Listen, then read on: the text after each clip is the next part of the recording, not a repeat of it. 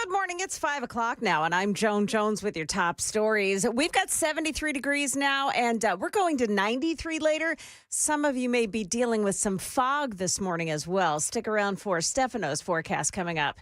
The meeting between President Trump and his Russian counterpart, Vladimir Putin, happening tomorrow in Alaska. The Telegraph newspaper in the UK is now reporting that the White House is preparing to offer Russia an incentive in exchange for peace. That incentive would be access to rare earth minerals in Ukraine and in Alaska. Trump met virtually with Ukrainian President Zelensky and European leaders yesterday. Zelensky insisting Putin is not serious about a ceasefire. Trump has suggested both sides may need to give up territory. Russia currently controls about 20% of Ukraine and is making advances. Video circulating online this week shows explosions across the Eastern Front, with Russian troops breaching the front line. Civilian deaths now reportedly at their highest level since the early months of the war. That's ABC's Nicole D'Antonio. Locally, GE Appliances CEO Kevin Nolan has just announced a $3 billion 5-year plan to build more U.S. products and create more good American jobs by shift production of refrigerators, gas ranges, and water heaters, shifting it away from China and Mexico and expanding operations in Kentucky, Tennessee, Georgia, and Alabama. This is what Built for America, this is what it looks like. Bigger American investments, more American jobs, a future right here where we're standing. Yeah, his announcement comes as President Trump raises tariffs to lure manufacturing back to the U.S.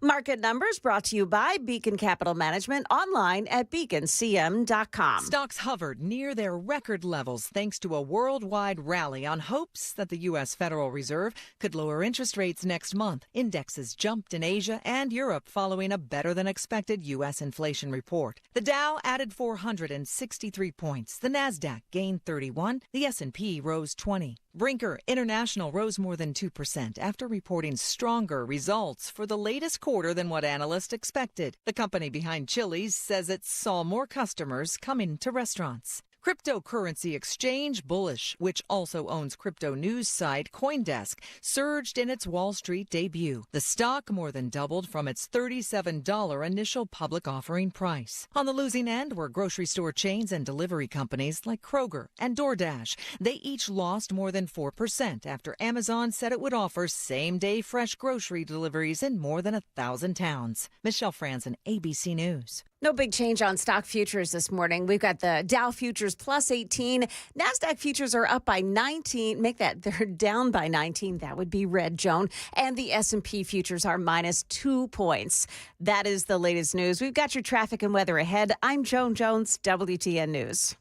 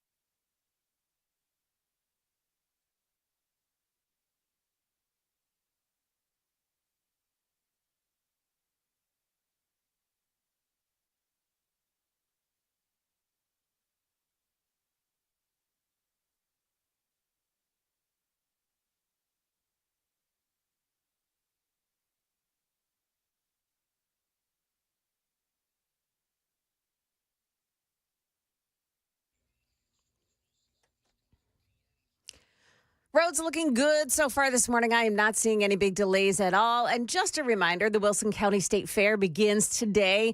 So we're expecting some traffic, heavier traffic along Sparta Pike, I-40, Tennessee Boulevard. It's happening there in Lebanon. Traffic every 10 minutes every morning on Super Talk 99.7 WTN.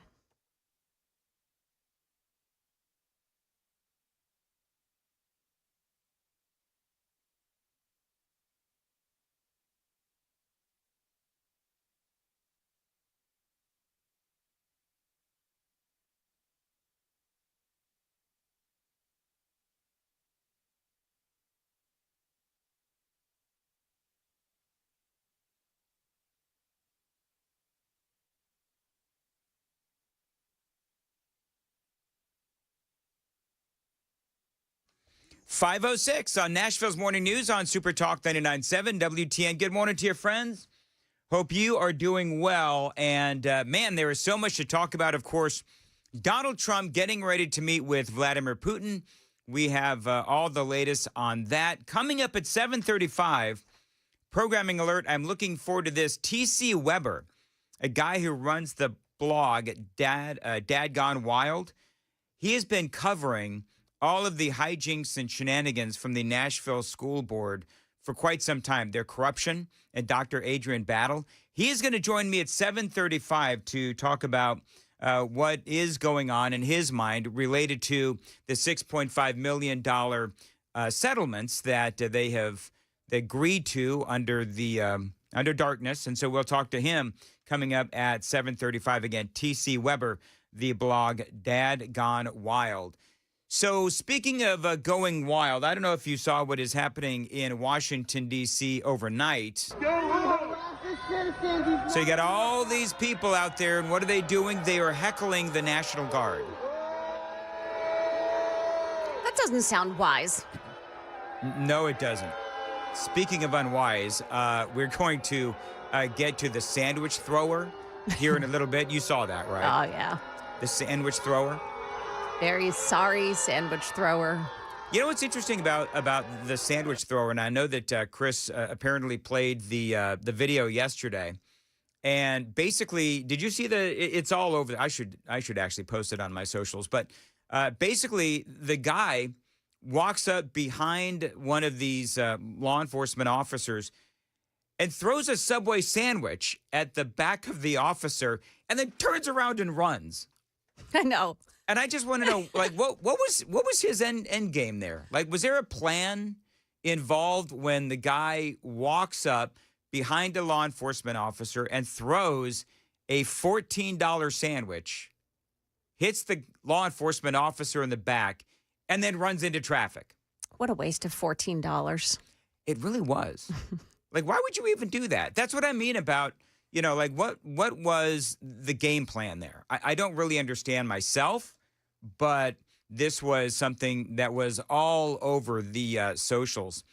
And the National Guard, of course, are there overnight tonight.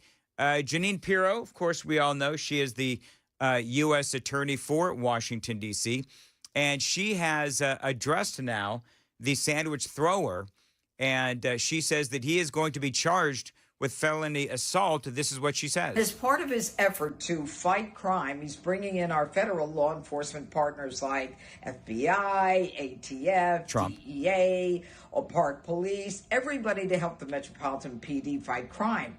And the president's message to the criminals was, if you spit, we hit. Yes. Well, we didn't quite do that the other night when an individual went up to one of the federal law enforcement officers and started jumping up and down, screaming at him, berating him, yelling at him. And then he took a Subway sandwich about this big and took it and threw it at the officer. He thought it was funny. Well, he doesn't think it's funny today because we charged him with a felony, There you go. assault on a police officer. And we're going to back the police to the hilt.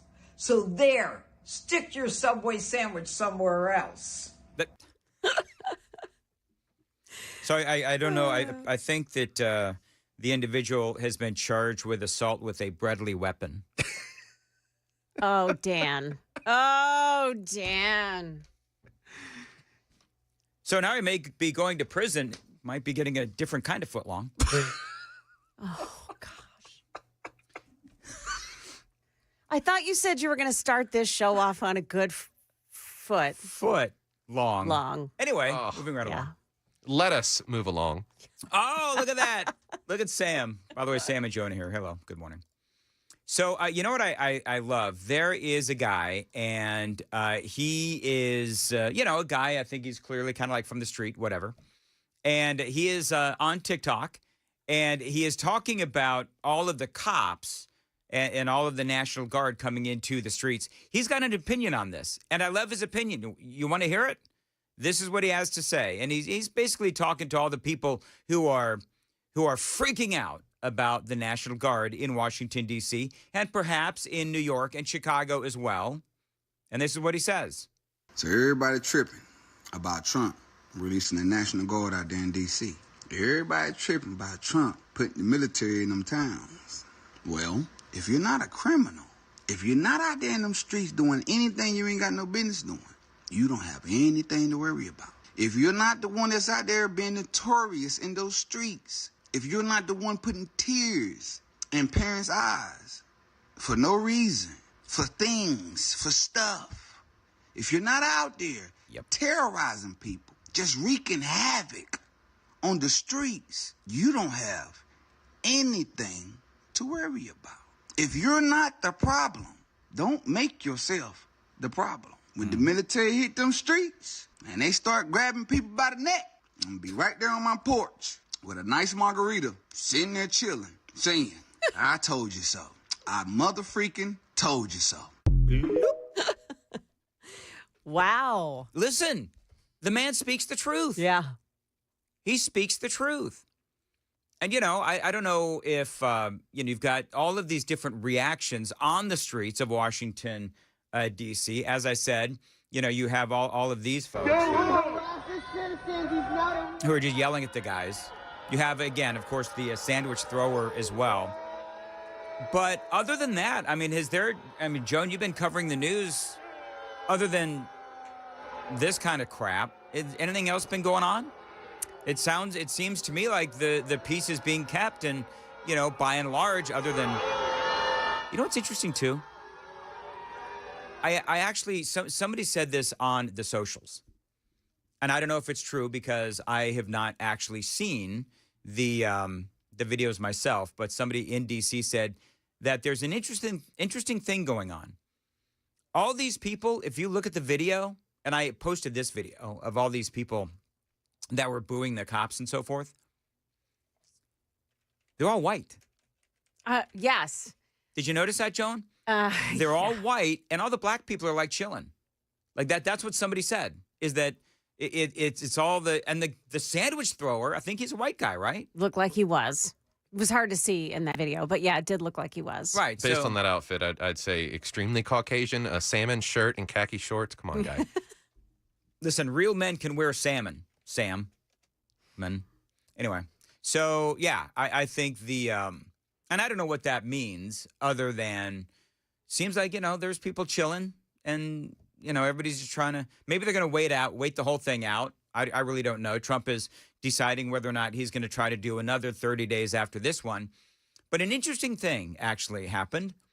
And by the way, so was there any violence or anything last night, Joan? In Washington, you know what? D.C.? I'm not seeing any. I will take a good look here. Yeah, I haven't seen anything. I've been, perusing Twitter and all that kind of stuff. I have not seen anything. But the headline on one local radio station in Washington, D.C., who I will not name, their headline is Criminal Justice Advocates Say Youth Programs Are More Effective Than Arrests. I don't know if that's true. Lies of the highest order. Mm-hmm. I think it's lies of the highest order. Oftentimes those youth programs is where the gang members meet. Yeah. You know what I mean? Yeah. So, all right. By the way, coming up, two great pieces of audio. Tom Homan, where he is talking about how the National Guard has really effectively and officially ended Washington, D.C.'s sanctuary city status. We're going to talk about that, and we are also going to hear some greatness from none other than Scott Jennings teaching some people on CNN All of that and a whole lot more straight ahead. Super Talk 99.7 WTN. Time to check the roads. No delays so far. Everything is looking pretty good this morning as you're traveling in. I don't see any delays on 2440. Looking really good so far this morning. Maybe some minor delays on 65 southbound as you get to the Goodlettsville area. Other than that, looking good. Traffic every 10 minutes every morning on Super Talk 99.7 WTN. Thank you, Joan. As far as your weather for today, mostly cloudy, humid, a thunderstorm in spots this afternoon. High of 93, feeling like 100 degrees. And appreciate you listening to Nashville's Morning News on Super Talk 99.7 WTN. All right, real quickly, let's first listen to Scott Jennings, and he's on a CNN panel because, you know, the Democrats, they're doing what Democrats do, which is scream and bemoan and complain about what Donald Trump is doing. But, you know, I still say that if you walked around, and I think, didn't we talk about this yesterday? If you walk around Washington, D.C., because we saw this dynamic during the Summer of Love, where you had all of these Black Lives Matter folks, and they were destroying the cities. And you had the law-abiding citizens of places like New York and Minneapolis and Chicago and so forth. The law-abiding black people were like, excuse me, if Black Lives Matter, why the hell are you destroying my black-owned business? And that was nationwide, in all of these different cities. You had all of these black people screaming at, number one, a lot of the black folks that were doing the looting and the damage and the assaulting and all that kind of stuff and the burning. But you had a lot of black people, a lot of white people as well. And you had these business owners and these homeowners that had their businesses and their homes destroyed.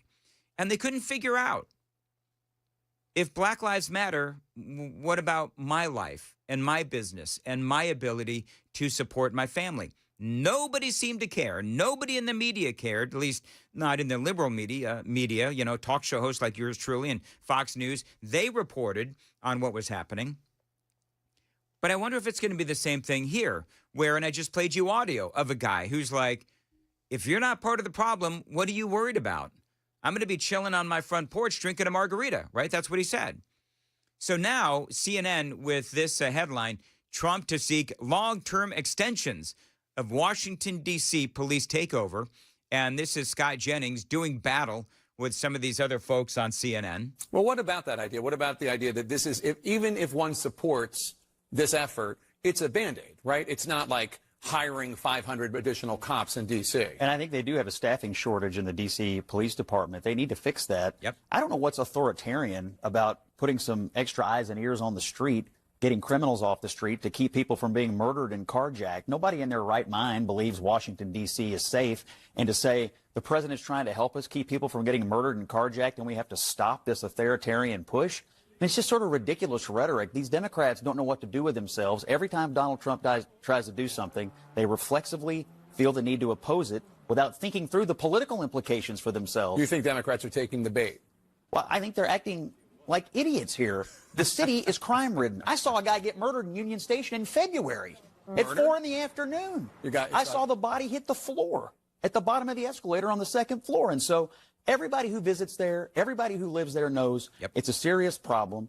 You have extra eyes and ears. They've arrested criminals. They're getting illegal guns off the street. People feel safer. Tourists feel safer. What is the problem? You know, I mean, Scott Jennings, nail on the head, hit the nail on the head with the hammer of truth.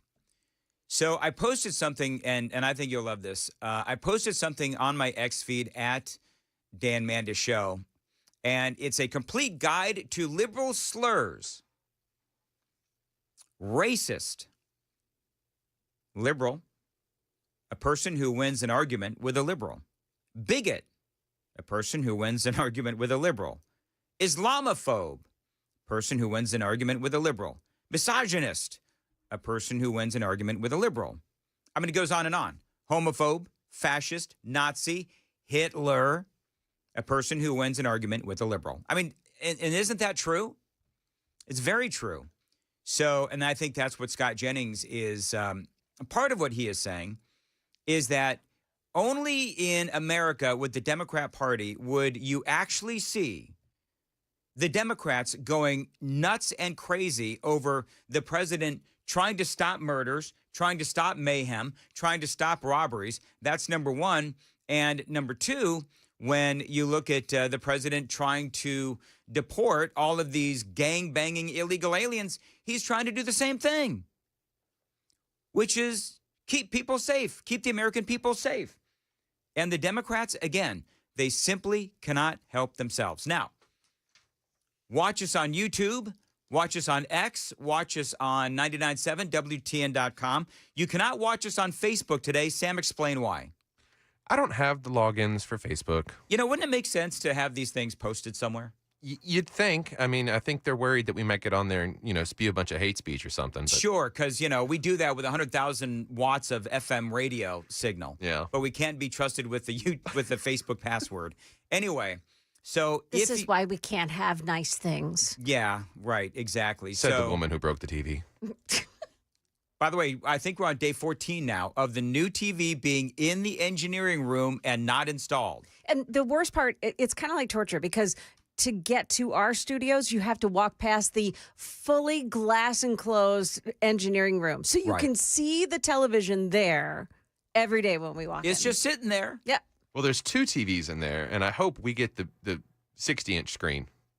Yeah, we'll definitely get the big one, of course. So I thought about, but I'm not going to do it because I could really get in serious trouble.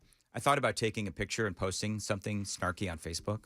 I was going to take But I'm not going to. I was going to take some Post-it notes and put them on the glass and say, please hang me up. Do it anonymously? You have to cover out Can you get some spray paint and spray over the cameras in the hallway? Do you know what the problem is? The problem is they don't work. The working camera's not in the budget. But we would have to get somebody else to do it, Joan, because you probably have that girlish kind of handwriting. And, oh, yeah. Yeah, and everybody knows you're the only chick on the staff. Yeah. So Sam, you write it. Yeah, Sam, you write it. I'll cut out letters from different magazines and glue them on the one piece of paper. That's what we need to do. I love it. And then Dan will take the picture. Yes, that's or else. Exactly what Yeah. we'll do. We're all fired, but that's okay. Oh, that's all right. It's at 5:23. Joan has the news at 5:30. Go. Hey, Joan. So the death toll now stands at 4 in Chattanooga after that heavy rainfall and flooding from yesterday. Also, we'll tell you who Senator Marsha Blackburn cannot count on for an endorsement in her bid for governor. Those stories coming up here at 5:30 on Super Talk 99.7 WTN.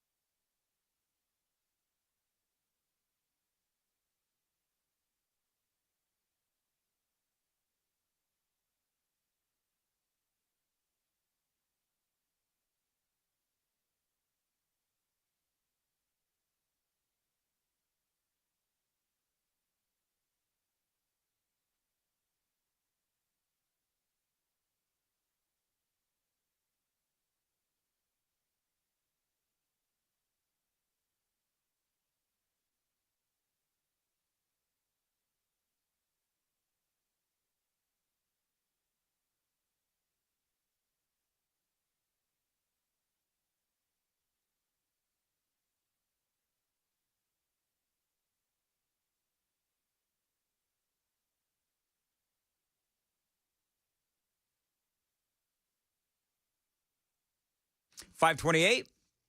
Nashville's Morning News on Super Talk 99.7. By the way, today might be, Joan Jones, a very special day for yours truly. Oh, yeah. Why is that? It might be. Mm-hmm. Tell us. I'm not going to say it right now. Oh, I'll do it at 5:35. It's a professional tease. I see. It's what we do in broadcasting. Oh, I wasn't aware. Every once in a while, it happens with me. Anyway, so yeah, 5:35 could be a very big deal in my life. Really? So yeah, I'll tell you about that coming up. By the way, Tom Homan, we were talking about Washington. By the way, mistake on my part, fake news. I said that the sandwich thrower threw the sandwich and hit the cop in the back. Oh, he hit him head on. He hit him head on. Like on the guy said on the badge. So I shanked that. I apologize. But I mean, still, you have to be a dummy if you're going to do that. But the guy obviously not afraid of any consequences. We'll see, how he does if they do charge him with felony, whatever it was. Tom Homan, by the way, very quickly, Tom Homan says that the new law enforcement operations in Washington, D.C. has effectively ended sanctuary city status in Washington, D.C. Listen. I think D.C. under federal control is not going to be sanctuary city. We're working with the police hand in hand. When we encounter a criminal illegal alien, they're going to be turned over to us. And that's the way it should be. I mean, I'm not saying every illegal alien in D.C. is a criminal, but many are. So these are people we're going to focus on. Illegal alien criminal safety threat in D.C. is not going to be protected. There's no sanctuary for these people in the city of D.C. There you go. So Tom Homan says with the National Guard in Washington, D.C., that sanctuary status of Washington, D.C. is now over. And by the way, I did find some audio of some law-abiding citizens in Washington, D.C., and they are happy that the National Guard is there trying to clean up the streets. We'll talk about that and a whole lot more straight ahead. Again, Donald Trump is getting ready for tomorrow's big meeting with Vladimir Putin. That is in the news today. More accusations, fresh accusations against Hillary Clinton. We have that story for you as well. And again, looking forward to 7:35 when T.C. Weber runs the blog Dad Gone Wild. He's been covering the hijinks and shenanigans of the Nashville School Board, and he is going to talk all about Director Adrian Battle.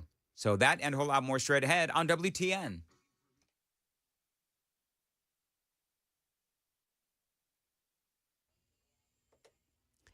Good morning. It's now 5:30. I'm Joan Jones with your top stories. A fourth person has been declared dead after floodwaters swept through the Chattanooga area yesterday.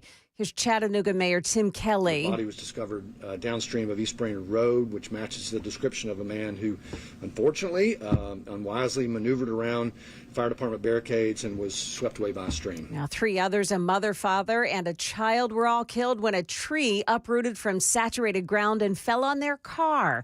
More than 6 inches of rain fell in a short time, causing the quick rise of creeks and streams, according to the Tennessee Valley Authority.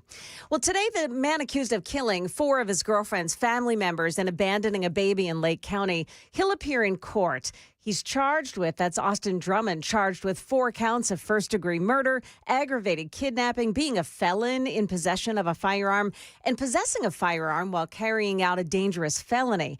Drummond had already served prison time for robbery and had been charged with attempted murder while behind bars. He was out on bond at the time of the 4 killings. U.S. Senator Marsha Blackburn cannot count on one endorsement in her bid to become governor. Current Governor Bill Lee says he has not and will not endorse anyone in the governor's race. Those comments came during a groundbreaking ceremony for Barrett Manufacturing and Technology Campus in Murfreesboro yesterday.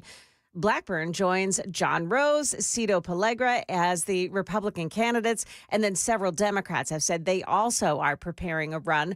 The primary is next August. That's the latest news. Traffic and weather next. I'm Joan Jones, WTN News.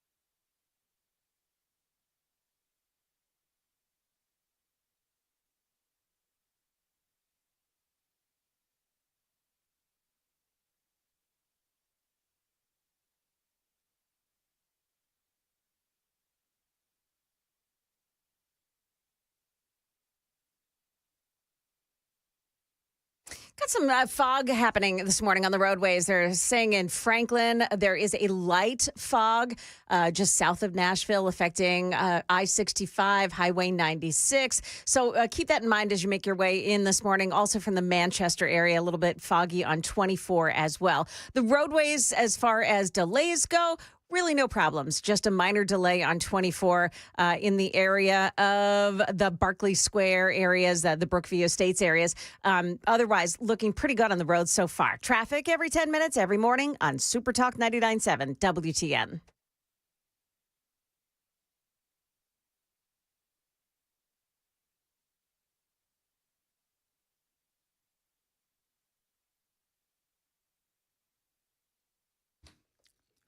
.537 Nashville's Morning News on Super Talk 99.7 WTN. Dan Mandis here. Good morning to you, along with Joan Jones and Sam Rutherford. By the way, Joan, I do have a confession to make. Oh, I love confessions. Go for it. So the jokes that I made earlier were written by Sam. Really? You have a show writer? Assault with a breadly weapon. Yeah. With the sandwich thrower. Right. That was Sam. That was Sam. Yeah, but the whole footlong in prison was all Dan. No, that wasn't. That was you as well. And I actually said to Sam, I said, I'm totally stealing that. I'm not going to give you credit. And you know what Sam said? Please don't give me credit. He didn't want to cop to it, actually. So now I've got joke regret on the whole thing. All right, real quick. Joke regret. Joke regret. Just like I have segment regret all the time. One of the best, by the way, real quick, one of the best videos out there this morning is follow me on X at Dan Mandis Show. Scroll down a little bit. There is a video of a woman who is trying to prevent the arrest of another person. Sam knows what I'm talking about. And the cop turns around and just shoves her. And she goes falling back right up against a car, and he throws her butt in handcuffs. Yeah. I love that. I love that too. But the end of it there were so many people that came in to the picture. It kind of covers up them arresting her. Yeah. Maybe I don't know if I'm seeing exactly the same one you are, but I wanted to see the cops put the handcuffs on her. I wanted to see that part. Is it weird, Sam? Is it weird that it's so satisfying and gratifying to see people like that get their comeuppance? Not at all. And to that cop's credit, if anyone goes and looks at that video, that is textbook form for pass protection. If you've got a son playing football, there's you can model it after that. He just absolutely full extension of the arms. Yep. It was beautiful. It was beautiful. And she went 3 or 4 feet backwards before she fell over. Yeah. It's like, oh my goodness, somebody's going to hold me accountable for attacking a police officer? Yeah, the scale of FAFO remains undefeated in that aspect. That's exactly right. Okay, so I was talking just very quickly because this is a moment of, what do they say, a personal whatever? Reflection? No. Okay. I just personal whatever. I'm very gratified this morning. Get your minds out of the gutter. So I've been doing what? I've been doing reels, right, for Facebook and YouTube and all that kind of stuff. I had one reel that I've been watching inch closer and closer and closer to 100,000 views on Facebook. And I just moments ago hit 100,000 views on Facebook. Oh, well, look at that. On this reel. I'm very excited. Yeah. And I told this to Sam. I told this to Sam this morning. And Sam, can you possibly somehow clean up what you said to me? Said, stay humble, Dan, because there are videos out there with millions of views of people racking their groin on objects. Oh. With millions of views. Millions. Okay. In pain. And so then I said back to Sam, I said, well, at least I'm actually delivering content, which I did. Content that makes the left want to rack their groins. Yeah, so 100,000. And in case you're curious, if you want to see, I do them almost daily, not every day, but almost daily. And they're like 15, 20, 25, 30 seconds of just me with a little video talking about something. And the company wanted us to start doing these. And so I'm doing them and Chris is doing them. And I've got another one with about 10,000 views, and on it goes. So if you want to see those, like me on Facebook or follow me on Facebook, Dan Mandis Show. Find me on X as well. Instagram and the rest. So And I'll say the best part about that to the people listening and watching that need to go check out these reels that Dan is making is that it is out of studio Dan. it is out of studio, Dan. And it's great. It's out on my back porch. Exactly. It's you know what I was going to call it, but then I decided not to because there's no room for an intro because these things just have to be very quick. Is backyard bitchin'. Backyard, back porch, bitch. Kitchen? But no, kitchen rhymes, but with a B. Oh, Yes. oh, gotcha. Yes, there you go. Or backyard itching because of the mosquitoes in Tennessee. Yeah. Sure, that as well. But there's no intro in it. Just real quick and to the point, because that's the whole point. Chris Hand, I went over to Chris's house and he kind of showed me a few things, and so now we're both doing these little reels. I'll make you a graphic. A graphic? Yeah, you can throw it on the screen for 2 seconds before the reel starts. Oh, sure. That's okay. I'd rather not. All right, real quick. Thank you, though. Joan, I think you forgot something this morning. Oh, no. Yeah, you did. And I don't see that you have yours, Sam. But there's a new trend out there, speaking of the socials, adult baby pacifiers. I've seen this. This makes me just want to throw up. What in the world? Yeah. So this is from the New York Post. Mm-hmm. Adult baby pacifier trend can wreak havoc on your teeth and even how you swallow, according to dentists. Are adults really, using pacifiers? Is that really what they're doing? Because apparently, this is a TikTok trend that began in China. It's always China. Bad stuff always comes from China. China. I feel like they do it to troll us, and then the United States picks up on their stupid stunts.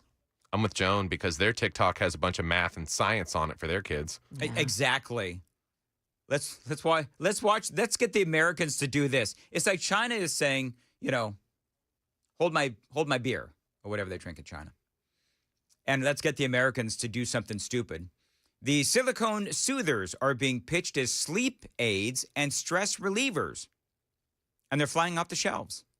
Some online sellers reportedly move thousands of adult pacifiers every month, with prices ranging from a bargain $1.40 or 10. Is it yuan? I don't know how you say it in Yen. Yen. YUAN. Is that won. You're right. Yeah, no Okay. won. Yeah. To a jaw-dropping 500 won or $70. Would you pay $70 for a pacifier, an adult pacifier? No. If I could control my car with it. Some say that it helps them to fall asleep and helps them with sleep apnea. Don't believe that at all because it falls out of your mouth. Yeah. Right? If you're sleeping. Mm-hmm. But there's also this thing about it also in terms of psychology can cause regression. One guy says, when I am under pressure at work, I suck on the dummy. I feel I am indulged in a sense of safety from childhood. Dummy? That's what he they says, call the it? dummy. Okay. Yeah. Others swear the pacifiers help ease ADHD symptoms, support weight loss, and even curb the urge to smoke. It gives me psychological comfort and makes me not so fidgety during my smoke cessation periods, another buyer told. Whatever. It just doesn't don't it get sound it, like man. it could if you suck on this you can walk on water. It's just stupid. It is dumb. And so are all the jokes that I want to make right now. So I'm going to move Yeah. on. Hey, did you hear who is going to be honored at the Kennedy Center? Yes. George Strait. Oh, okay. I was George- thinking Sylvester Stallone's on the list Sylvester too. Stallone. All right, I got the whole list. You want to hear it? Yeah. You've got George Strait. Mm-hmm. You've got actor singer Michael Crawford. I don't know who that is. Kiss, Sylvester Stallone, and Gloria Gaynor will all be honored at the Kennedy Center Honors. And I bet not one of them, like every man is going to be wearing a suit and every woman's going to be wearing a dress. Mm-hmm. And they'll be appropriate and it'll be normal Oh, you mean there's nobody that's going to be Cross-dressing. wearing a cross-dress or a tax the rich? Yes, right. Exactly. Yeah, like AOC did. It's going to be very normal. I loved, though, Donald Trump, where he, they asked him, were you involved in any of this? I would say I was about 98% involved. No, they all went through me. I turned down plenty. They were too woke. I had a couple of wokesters. So now what's interesting, though, is that with KISS, Paul Stanley and Gene Simmons have been highly critical of Donald Trump over the years. I don't know if Trump knew that. It shouldn't matter. But Trump himself, he is going to host this particular show. And so I myself will actually watch this because I'd be willing to bet that this is going to be really good. And I would love to see George Strait and KISS actually on the same stage on the same night. But then Trump starts riffing. Did you see this press conference, Joan? Yes. Well, I saw portions of it, but yeah. So Trump starts riffing on why nobody watches the Academy Awards. Yeah. And he's talking about how great the Kennedy Center is these days. Look at the Academy Awards. It gets lousy ratings now. It's all woke. All they do is talk about how much they hate Trump. But nobody likes that. They don't watch anymore. That used to have 45 million people watching. Remember The Apprentice, first season. The Apprentice had 42 million people. The Academy Awards had 41 million people. We were the second show to the Super Bowl. But since then, the Academy Awards have gone down to, I think they've gone down to numbers that are like a regular show because it went woke. Yeah, I mean, look, the Academy Awards, and I of course, grokked this. The Academy Awards, they have indeed experienced a significant decline in ratings over the last decade. Viewership has dropped from 43.7 million in 2014 to 18.1 million. Wow. In 2025, a decrease of 58%. Wow. The lowest point was in 2021 with only 9.85 million viewers, a 58.3% drop from 2020's 23.6 million. Now, they do talk about the factors, including, of course, the shift to streaming, less mainstream appeal of nominated films, and broader changes in media consumption. Grok won't say it, so I will. People don't like being preached to. Yeah. And that is what was happening. Grok is correct about the less mainstream appeal of nominated films. I mean, I couldn't tell you the last Oscar-nominated movie that I have seen. I couldn't tell you what it is. But they have, look up all the, if you would, look up all the Oscar-nominated movies. No, just the winners. Do the winners, the Oscar winners over the past, 10 years. We're going to see how many of those movies Joan and I have seen. Okay. This was a Trump talking about how he is going to be hosting the show. 1978, the Kennedy Center Honors have been among the most prestigious awards in the performing arts. I wanted one. I was never able to get one. This year, it's true, actually. I would have taken it if they would have called me. I waited and waited and waited, and I said, the hell with it. I'll become chairman. Yeah.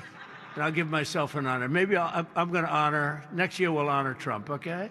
There you go. And he also talks about being asked to host. I've been asked to host. I said, I'm the president of the United States. Are you fools asking me to do that? Sir, you'll get much higher ratings. I said, I don't care. I'm president of the United States. I won't do it. They said, please. And then Susie Wells said to me, sir, I'd like you to host. I said, okay, Susie, I'll do it.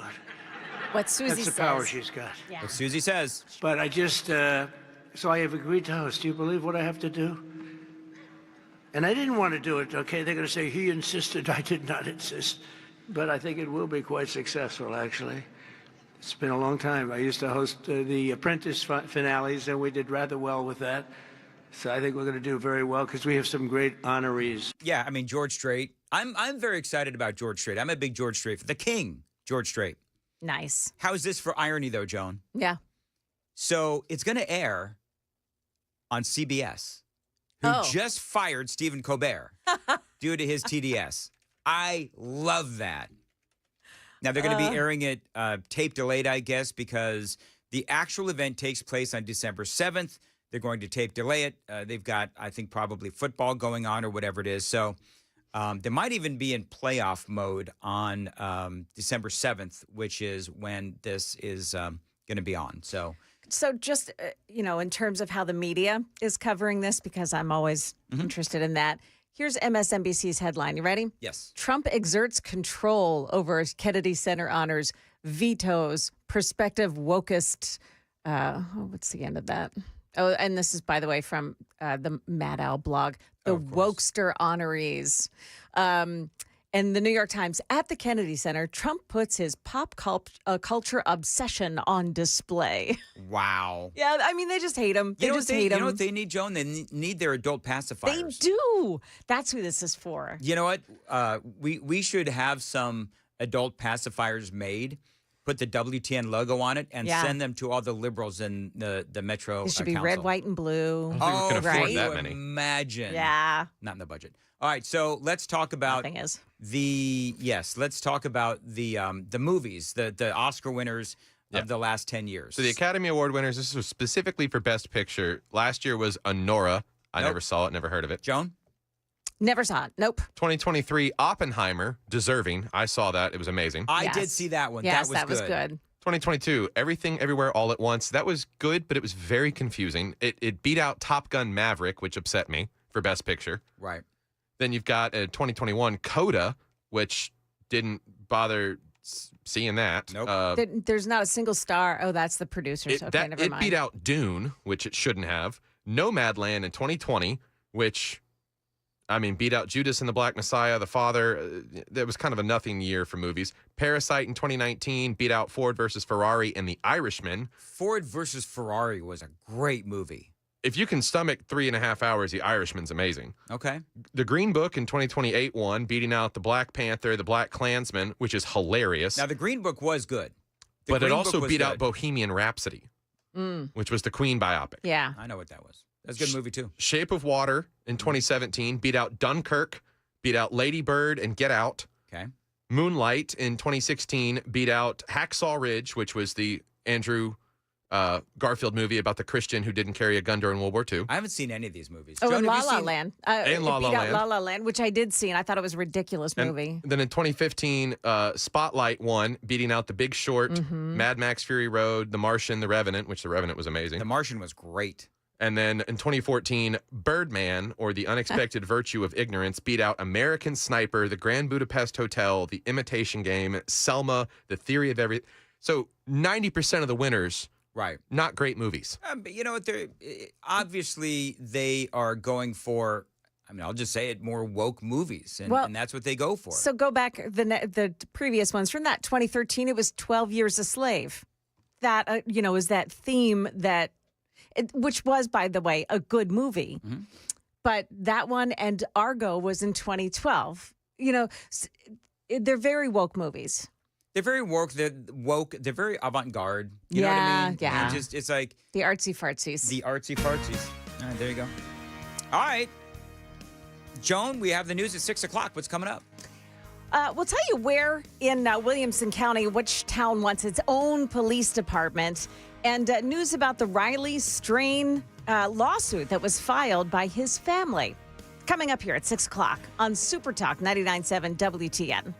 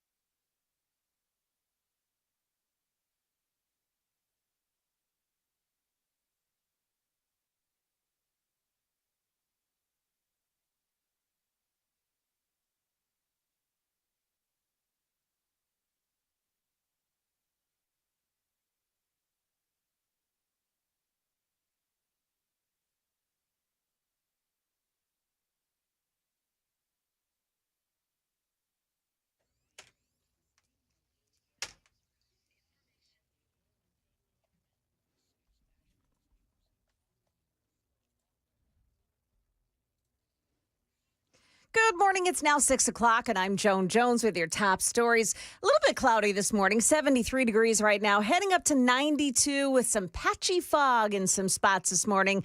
Stick around. Stefano's got the latest. One town in Williamson County wants its own police department. Channel 4's Dryden Quigley. Thompson Station contracts with the Williamson County Sheriff's Department, but they say they're now big enough that they should get their own police department. Thompson Station town planner Micah Wood says their population has almost hit 10,000. While they say Williamson County Sheriff's Department has done a great job, their agreement doesn't cover certain things like parking enforcement. He said people's biggest complaint is they want to see more parking violation enforcements and traffic calming measures. Now, the next step is to get feedback from the community through surveys and meetings, and then come up with a timeline and a location for a new department. 9 members of Riley Strain's former fraternity may be dropped from the wrongful death lawsuit related to his drowning here in Nashville. Channel 4's Tracy Cornett on the first court hearing on that case yesterday. That lawsuit claims the fraternity didn't follow safety protocols when they visited Nashville last year for their formal. As you may know, Riley Strain went missing and was later recovered from the Cumberland River after that fraternity formal. The family claims his fraternity brothers did not help him back to the hotel after he was kicked out of a bar and then didn't check on him until later. Now, defense attorneys argued that it's unreasonable to expect the fraternity to closely monitor the events of more than 100 local outlets across the nation. They say Riley Strain was responsible for his own actions. In Sumner County, the library board has once again rejected a push to get transgender books off the shelves at elementary school libraries. The public comment period last night especially volatile. And that's to get the libraries back in order, into a conservative viewpoint, and to clean them up. Oh my God, So, please. The controversy began in May when the board tabled the first proposal to remove the books. A month ago, the revised policy failed. For now, the books are staying on the shelves at elementary schools. The next meeting is scheduled for October, and not many expect this chapter to be the last. Market numbers brought to you by Beacon Capital Management, online at beaconcm.com. We've got more economic data releases on the docket for tomorrow. It's July's producer price index reading and jobless claims data for last week. Right now, stock futures are in the minus column, but just slightly. The Dow futures are down 18, NASDAQ futures down 15, and the S&P futures losing 4 points. That's the latest news. Traffic and weather next. I'm Joan Jones, WTN News. Dan Mandis here, 6:04, Nashville's Morning News on Super Talk 99.7 WTN. I want to tell you about my friends at Vision for Life. And listen, this is a great place because they helped me see 2020. Now, right now, they are celebrating 20 years of 2020. Since 2005, Dr. Jeff Horn has provided thousands of patients with 2020 or better vision. Dr. Horn's expertise and dedication have made him a leader in cataract, LASIK, and other vision correction surgeries. Dr. Horn's commitment to providing the best possible patient experience, in addition to the most advanced technologies in vision correction, have made him and Vision for Life the premier vision correction centers in the world. So check them out today. I highly recommend them. They are the reason I was able to ditch my glasses after many, many years. Help them celebrate 20 years of providing 20/20 vision by scheduling your consultation today. Tell them Dan Mandis told you to reach out at 615-436-2020, 615-436-2020, visionforlife.com.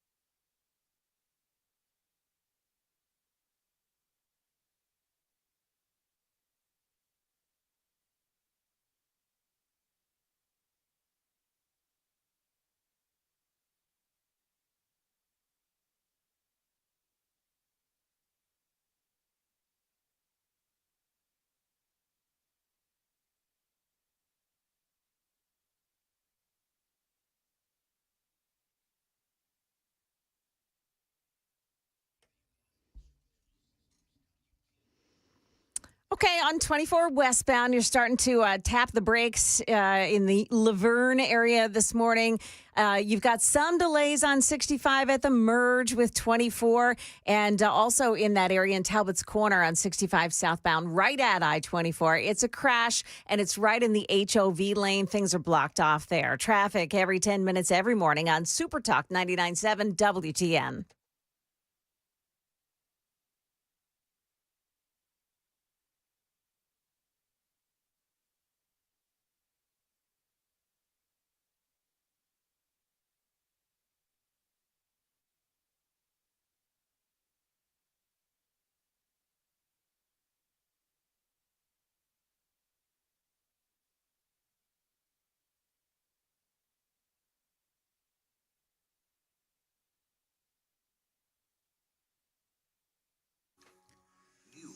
.607 Nashville's Morning News on Super Talk 99.7 WTN, and good morning to you. It is Thursday, August 14th of 2025. As far as your weather for today, mostly cloudy, humid, thunderstorm in some places, high of 93, going to feel like 100 degrees.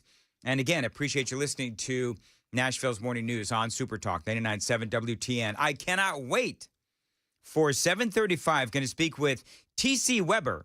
Now, TC runs the blog Dad Gone Wild. He's been covering the Nashville School Board and all of their, in my opinion, corruption, and especially Dr. Adrian Battle. Again, he runs that blog Dad Gone Wild. He and I are going to talk about that $6.5 million settlement that the school board has agreed to under secrecy and darkness. And so we'll look forward to that again at 7:35 on Nashville's Morning News on Super Talk 99.7. Hillary Clinton is in the news. Now, there seems to be, I don't know about you, friends, but I've noticed a pattern. And that pattern is that the Trump administration, Pam Bondi, Kash Patel, they are uncovering all kinds of things that the Democrats did to try to sabotage Donald Trump in that first administration. We all know Adam Schiff. It was his turn, of course, yesterday, where he has now been accused. They have the receipts of him leaking classified information to try to torpedo Donald Trump. I could very easily make the argument that that is treason because he is aiding and abetting our enemies, and that, of course, would be China, Russia, North Korea, Iran, etc. Because here's the thing. When you weaken Donald Trump as a president, you are strengthening our enemies. We all know about the dirty dossier that was concocted by Hillary Clinton, Barack Obama, Clapper, Brennan. We all know about all of those different stories. Well, now there's a new one. I know it's like every single day there's a new one. This one is from John Solomon, and yes, it does have to deal with Hillary Clinton. Now, John Solomon is from Just the News. He announced last night that he has documents that do show now that Hillary was under investigation from not one, not two, but three FBI offices in New York, Washington, D.C., and Little Rock, but the Obama administration, this goes back to that whole time period of 2016, 2017, when she was running for the presidency, and it was Barack Obama's DOJ that told them to back off. This is John Solomon last night. It was a predicated criminal investigation that was examining whether Hillary Clinton ran a pay-to-play scheme that delivered favors from her perch as Secretary of State, while foreigners and others paid large sums of money to her family foundation, the Clinton Foundation, run by Bill Clinton and their daughter, eventually Chelsea Clinton. That's right. We've all known about the corruption from the Clinton Foundation for years. And a lot of these things, as we're talking about this, the thing that we have to keep mentioning is that we all knew all of this, right? We all knew what was going on with the corruption of the Clinton Foundation, the classified information leaks from Adam Schiff, the dirty dossier. I mean, this is all stuff that we've known, but now they're going in and they're finding the receipts. And remember, again, it feels like I keep saying this, but we were all called conspiracy theorists and so forth when we were talking about a lot of this stuff. There was the Haiti disaster. You remember that, where Haiti had this massive earthquake. There were millions and millions of dollars given to the foundation, the Clinton Foundation, to help out the people of Haiti. The resulting projects with that millions and millions of dollars were not only substandard, millions of dollars were essentially wasted and disappeared courtesy of the Clinton Foundation. There was the Uranium One deal. We all remember this, right?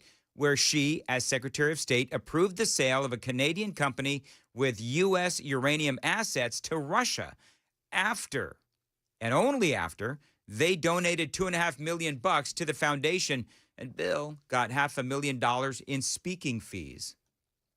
And oftentimes these pay-to-play allegations, they've been investigated, they've turned out nothing. But the question is, were these real investigations or were they just a smokescreen?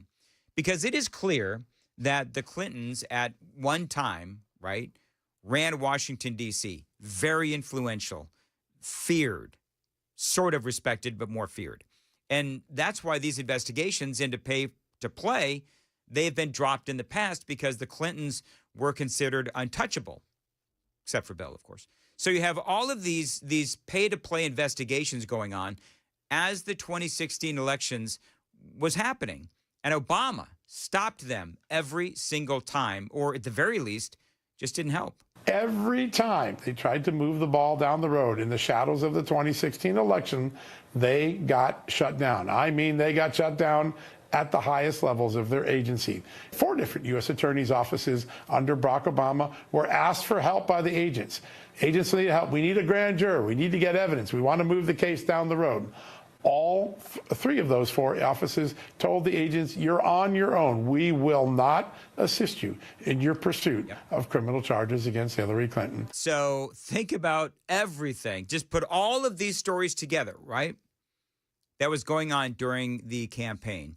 You had Obama, Hillary Clinton, and the rest of the Obama team colluding, making up stories that would frame Donald Trump while doing all they could to protect Hillary Clinton from these investigations. I want to know if you remember this, of course, from the debate between Trump and Hillary. It's really good that someone with the temperament of Donald Trump is not in charge of the law in our country. Yeah, because you'd be in jail. Secretary Clinton. One of those moments that everybody remembers from the debate of the 2016 presidential election. So now here's the thing. Everybody knows how nasty and vile and corrupt Hillary Clinton is, right? John Solomon says that he has a document that shows that this protective layer around Hillary during the campaign went all the way up to the top ranks of the Obama White House. He talks about that. I've got the audio coming up next. It is 6:15 on Nashville's Morning News. Time to check the roads on WTN.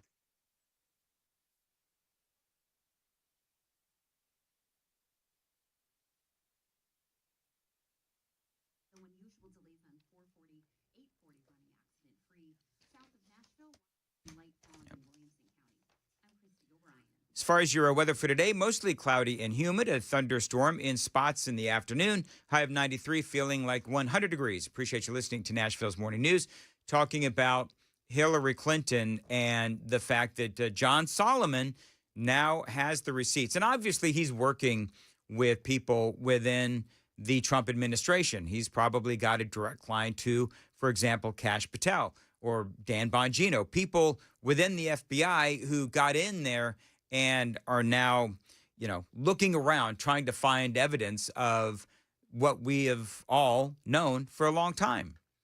So this is what he says about I think it's an email. I think it's an email that they found that really is evidence of this protective layer around Hillary Clinton. And it goes all the way up to the Obama White House. And then perhaps the most extraordinary statement. The Deputy Attorney General for Barack Obama, Sally Yates, explicitly told the FBI, shut it down, meaning the corruption probes of Hillary Clinton. Think about this. While Donald Trump was out on the campaign trail chanting, lock her up, maybe there was a good reason to lock up Hillary Clinton, he would argue every night. The Obama Justice Department was telling the FBI agents who also thought there might be a reason to lock up Hillary Clinton, shut it down. Remember those words. Shut it down. I mean, I'll tell you what, this is something that I don't know. I'm so cynical. I am. Sam, Joan, do you think anything is going to come of this? You know, I would normally say no, but it's this daily release of information and daily release of just tidbits of the story that keep piling and building. And it feels like they're building the case with the public and, you know, I guess with the courts, too, to say this is what happened and this is why we're going to go after them. It is three, Joan, great point. It is three separate cases that are all connected. Right. And, oh, shocker, Hillary Clinton is involved in two of the three. At least two, yeah. Yeah. So, I mean, you've got Adam Schiff. You've got all the usual suspects. So what do you think, Sam? So I don't know what the actual term would be. I would call it prepping your jury pool. And you see it when there's high-profile cases and they have press conferences about it and they start talking about the evidence they have before they go to court. And it's because you're going to be able to nail whoever to the wall, and you want the jury to come in. You're going to get coached by the judge on how to do your job. Yep. But at the same time, there's going to be that information sitting in your head that you've already heard, and it's going to give some predetermination to the outcome. So I think also to think about the personality of the president. He's vindictive. You take a swing at me, I'm going to swing back, but I'm going to wait for the right moment to beat you over the head with a frying pan. Yeah, that's very true. And I don't know if vindictive, though, is the right word. Is that the right word to describe Trump? I think that for the president, I think he gets even. It's justified vindication. Yes, thank you, Joan. Leave it to Joan. Justified vindication. Always has the right words. She does. In the right order. I love that about Joan, and I hate that about her, too, because I wish I had that skill.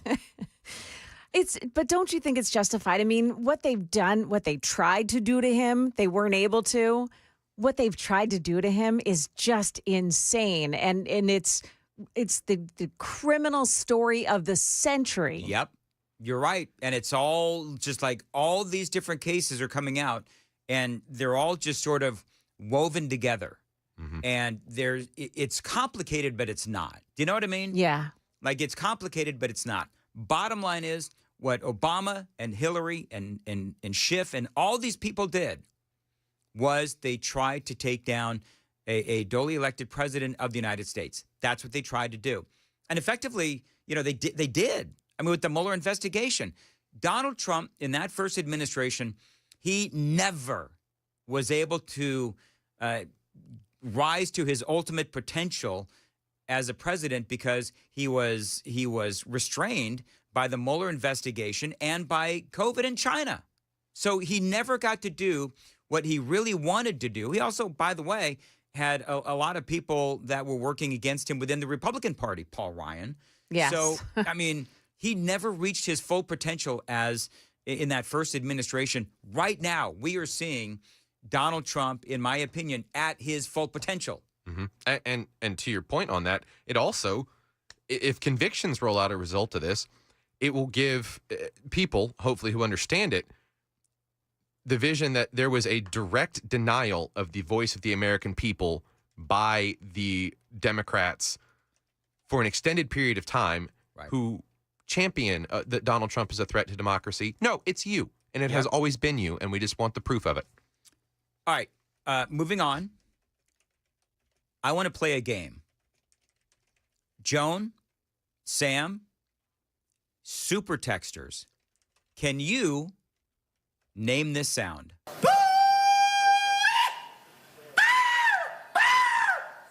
No, that's not Hillary Clinton, by the way. Piggy, piggy, piggy, piggy, piggy, piggy, piggy, piggy, piggy, piggy, piggy, piggy, piggy, piggy, piggy. Joan, can you name that sound? Don't do it. Sam, don't do it. I know Sam knows because he and I were talking about it. Yes or no, Joan, do you know what that sound is?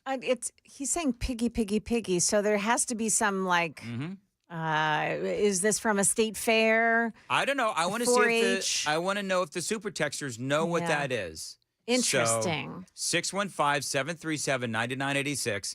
Text in if you know what that is. And because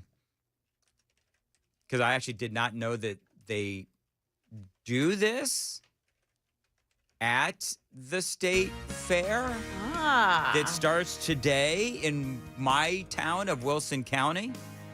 But they're doing it here now, and apparently this is new to the state fair. We'll talk about that coming up next. It is 6:21.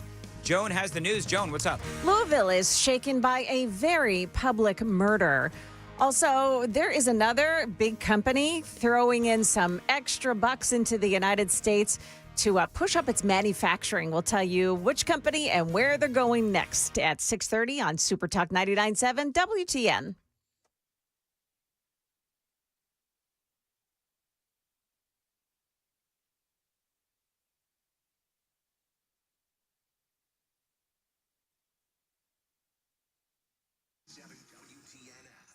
Dan Mandis here. You know, change is always happening. It is part of life. And when it comes to music, change is all around us. Songs are rewritten, classics are remixed, bands and artists come and go.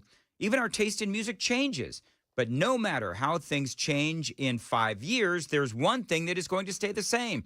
That is the price of your internet. Now, Xfinity is introducing a 5-year price guarantee. That means that you get 5 years of the most reliable Wi-Fi with their best equipment included for a price that stays exactly the same. Now, if you're surprised, well, life is full of them. One internet price, 5 years guaranteed. Learn more at xfinity.com/deals. Restrictions apply. New residential customers only. Taxes and fees extra and subject to change. Most reliable Wi-Fi based on Open Signal Awards USA. Fixed Broadband Experience Report, August 2024.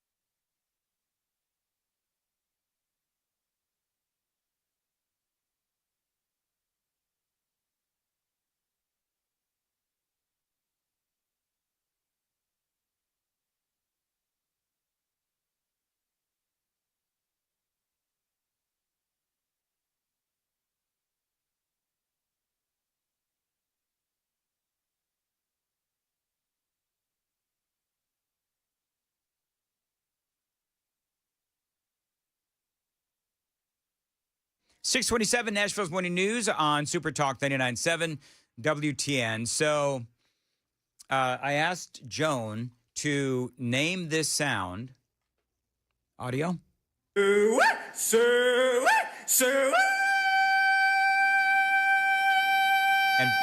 by the way, if you need another one.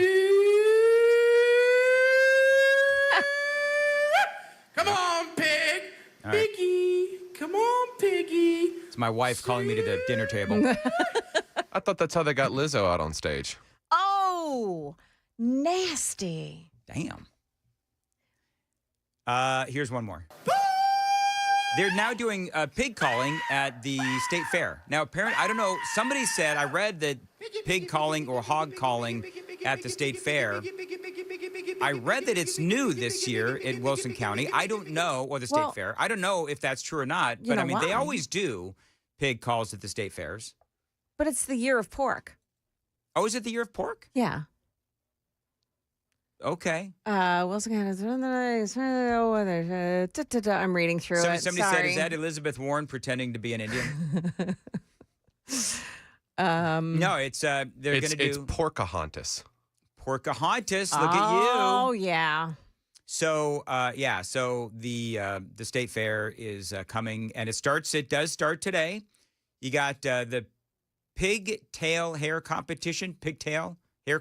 Oh, that's cute. The Great Bacon Toss. Yeah. Pig calling competition, and a fair food competition that will see some of the food vendors go head to head to win over judges and the top prize of best fair food.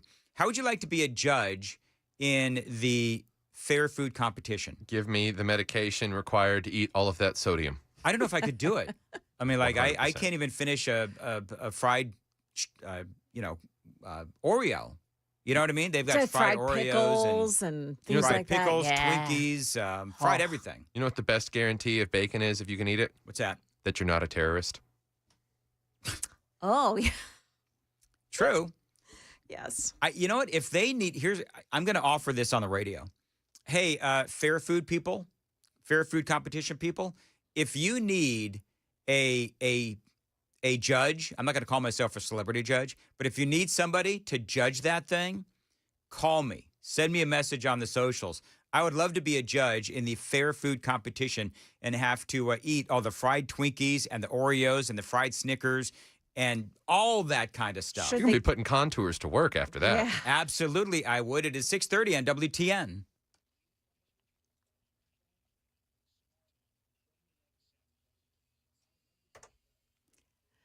Good morning. I'm Joan Jones with your top stories. President Trump's high-stakes meeting with Russian President Vladimir Putin takes place on Friday. The president speaking with European allies and the Ukrainian president to hammer out a strategy. Reporters asking the president, will Russia face any consequences if Vladimir Putin does not agree to stop the war after your meeting on Friday? Yes, they will. Yeah. What will the consequences There will be be? consequences. Sanctions, tariffs? There will be, I don't have to say, there will be very severe consequences. but 5 minutes later, Trump acknowledging he probably won't be able to stop Putin from killing Ukrainian civilians. I guess the answer to that is no. The president saying it's really about, quote, setting the table for a face-to-face meeting between Putin and Zelensky. That's ABC's Rachel Scott. An update on a story that we brought you yesterday out of Louisville. Police there are searching for a young black male seen on surveillance video wearing a red hoodie sweatshirt and black sweatpants. Gunfire erupting near a school bus stop in Louisville, Kentucky. A woman walking a young student to school shot and killed. The shots ringing out, police say, near multiple school bus stops and young kids in the area. Police now urgently looking for a suspect. But it's not the first time this has happened in the area. Less than a week ago, on the first day of school, a 15-year-old was arrested, accused of firing multiple shots near the same bus stop. ABC News investigative reporter Olivia Rubin there. Another day, another investment in U.S. manufacturing. The Philips company has just announced that it's investing more than $150 million in the U.S. to expand production of AI-powered health technology. The money will be used to expand operations in Pennsylvania, where it manufactures AI-enabled ultrasound machines. Phillips has a sizable presence in Nashville as well.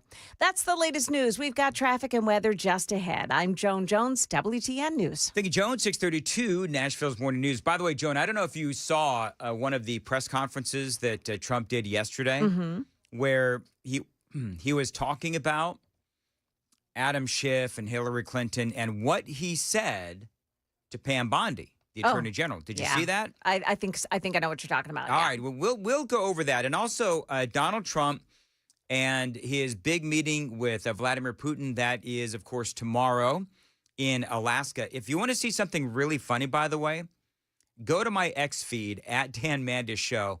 I'm just going to say that AI is a beautiful thing because somebody came up with, I think it's about 45 seconds, but it's Trump and Putin playing in the snow of Alaska. And it is so funny. All right. DT McCall's, a great Tennessee company. They are here for their fellow Tennesseans with great prices, selection, and value. Now, I've been telling you about DT McCall's for years now. They've been here for over 100 years. Again, 3 generations. So if you need indoor furniture, if you've got a room to fill, go to DT McCall's and appliances. Listen, if it plugs in, they've got it at DT McCall's. They've always got specials going on to save you money. Don't take my word for it. Just go to the front page of their website, dtmccalls.com.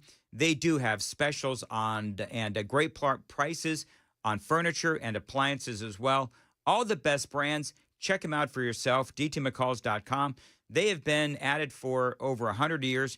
That focus on customer service is critical. And if you buy it from DT McCall's, they are going to deliver it for free and haul away the old stuff as well. They've got 5 locations across Middle Tennessee, Carthage, Cookeville, Lebanon, Lafayette, and Franklin.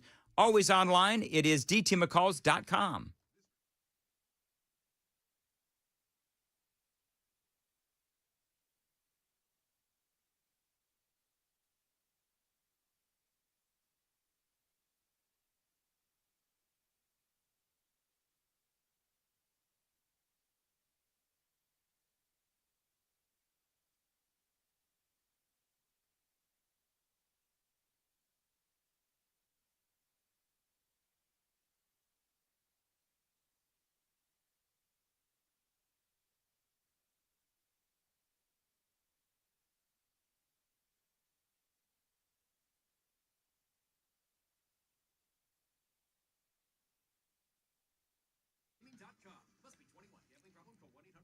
.635 Nashville's Morning News, back to school time. And, of course, that means that Busy Bee Plumbing, Heating, and Cooling, they are bringing in the buzz with huge savings and sweet giveaways as well for you, for listeners to this show and this radio station. So if you've got septic issues, now is the time to get it fixed. Get 15% off any septic work, main drain lines, or whole home repipes. Yes, you heard that right. 15% off. You can upgrade your HVAC system and get entered to win the Healthy Hive giveaway. That is a $1,500 sponsorship to the local school of your choice because they're all about community at Busy Bee. You join the Beehive Club and you can gift a free membership to a local teacher, coach, or faculty member. You buy one, gift one. It is just that simple with Busy Bee. Breathe easier with $100 off indoor air quality products as well. With Busy Bee, the savings just go on and on. Call them to get started. 615-775-7833. 615-775-7833. Find them online anytime, busybeehvac.com.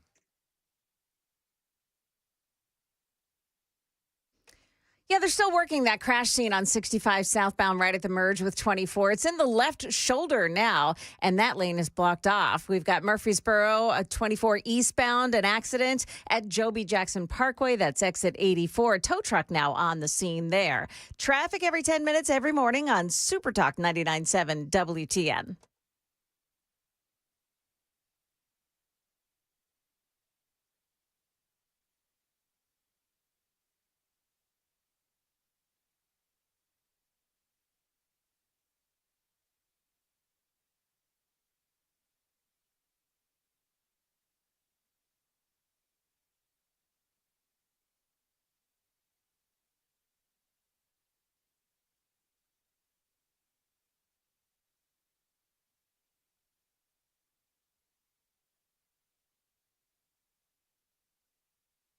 637, Nashville's Morning News on Super Talk 99.7 WTN. By the way, very quickly,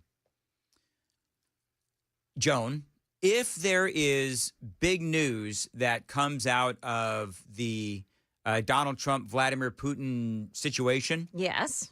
Which is going to happen tomorrow after I'm off the air. Yeah. They have asked me to host a special live Saturday morning edition of Red Eye Radio on the network, midnight to 5. Only if something happens. Okay. And, to hear Donald Trump say it doesn't sound like I don't know. He's kind of hedging his bets a little bit, it seems to me. But bottom line is, if something happens, just make a note of it. If you have nothing else to do on a Saturday morning from midnight to 5, we may be live on Red Eye Radio. What were you going to say, John? I was just making note of the fact that it's sort of been downplayed. We're not calling it a summit anymore. We're calling it a meeting. Okay. Because he's going to meet with Vladimir Putin, and then if something comes of it, then he'll include Vladimir Zelensky. So it depends. We may be listening to you on Saturday morning. Who knows? Okay. So a couple of things. First of all, Sam has found that Trump audio talking about all of that. Go ahead and play that, Sam.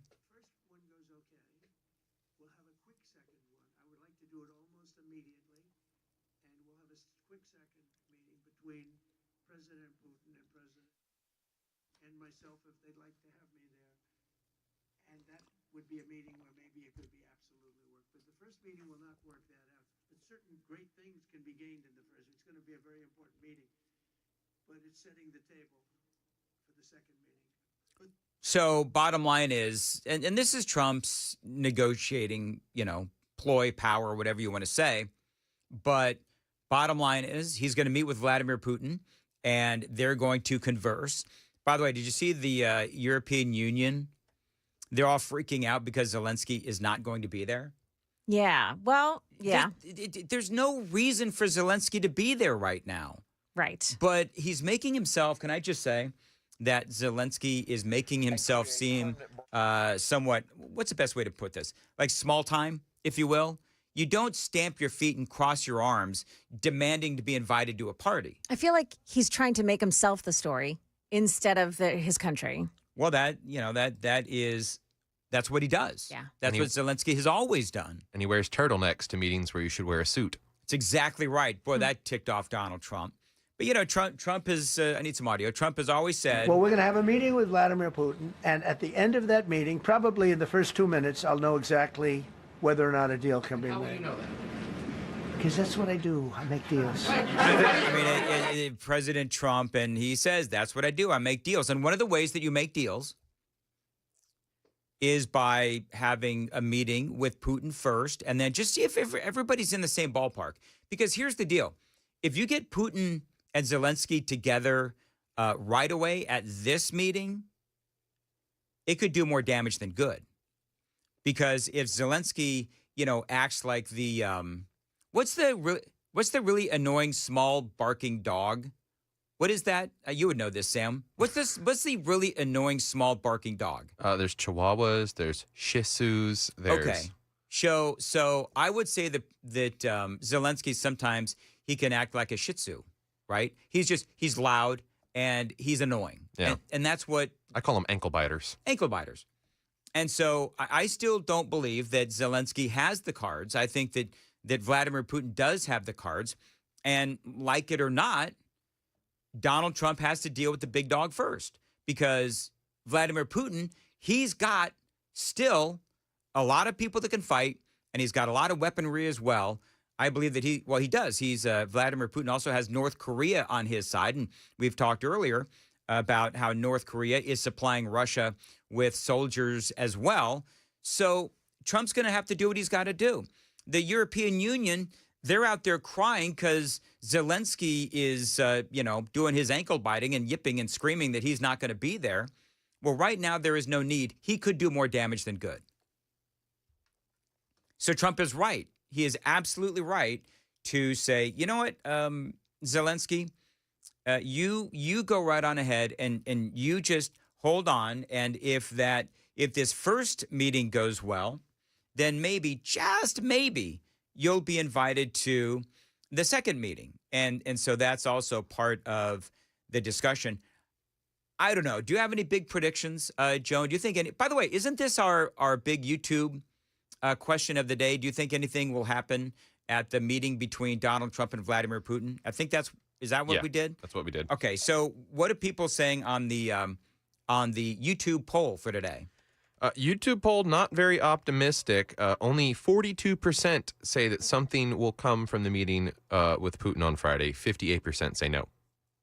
So the difference here being that President Trump has just dangled rare earth minerals. Yep. And, that's going to be very, I think Putin will take a bite at it. Will it be enough to make him stop? Maybe. But I think that at least President Trump is coming with some goods. Well, and remember what I said yesterday when I said both sides need to come away with a victory. Yes. Mm-hmm. So if that's the victory that Donald Trump is going to have to dangle there to Vladimir Putin, then that's what he's going to have to do. But Putin needs to come away with a victory, and Zelensky also needs to come away with a victory. This was the key moment from yesterday where President Trump, was asked about any consequences that Vladimir Putin will face if he's not serious about finding a peace agreement. Consequences if Vladimir Putin does not agree to stop the war after your meeting on Friday. Yes, they will. Yeah. What will the consequences There will be be? consequences. Sanctions, tariffs? There will be, I don't have to say, there will be very severe consequences, yes. All right, so there you go. So Trump saying there will be severe consequences. We'll have to see ultimately what it is. But what's interesting? KT McFarland. Now, y'all know who she is, right? She is, I don't know, how would you describe her? She's a foreign policy expert. She does a lot of reporting for these days. It is with Fox News. And she's got a piece out on Fox News. She says, I've worked with 4 presidents. What she has to say about Donald Trump's strategy is fascinating. And I've got that for you. Coming up, it is 6:45. Time to check the roads on WTN.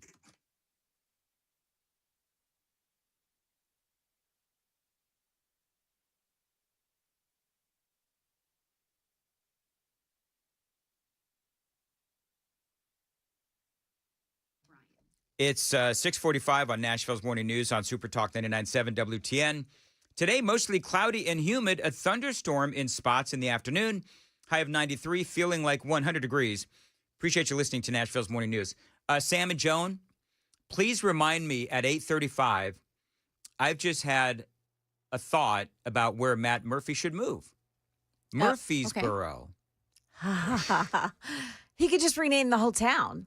Well, I mean, he could claim credit for Murfreesboro being called Murfreesboro because his last name is Murphy. The more you have to explain it. Doesn't work? Yeah. Okay, fine. No, I mean, I like the idea, but if you keep Let's just talk about Vladimir Putin some more, shall we, Joan? Anyway, KT McFarland, I like that idea. I'm positive that he has said some sort of a joke about moving to Murfreesboro because it's effectively named after him. He must have done that at some point. Super texters, back me up here. This can't be yet another genius moment on my part. I'm positive that I didn't just think of that. Anyway, let me know on the super text line, 615-737-9986. KT McFarland. I love what she says here about Donald Trump's strategy. Remember the headline in meeting up with Vladimir Putin.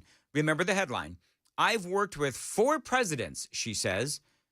Trump's Putin strategy shows his negotiation genius. Mm-hmm.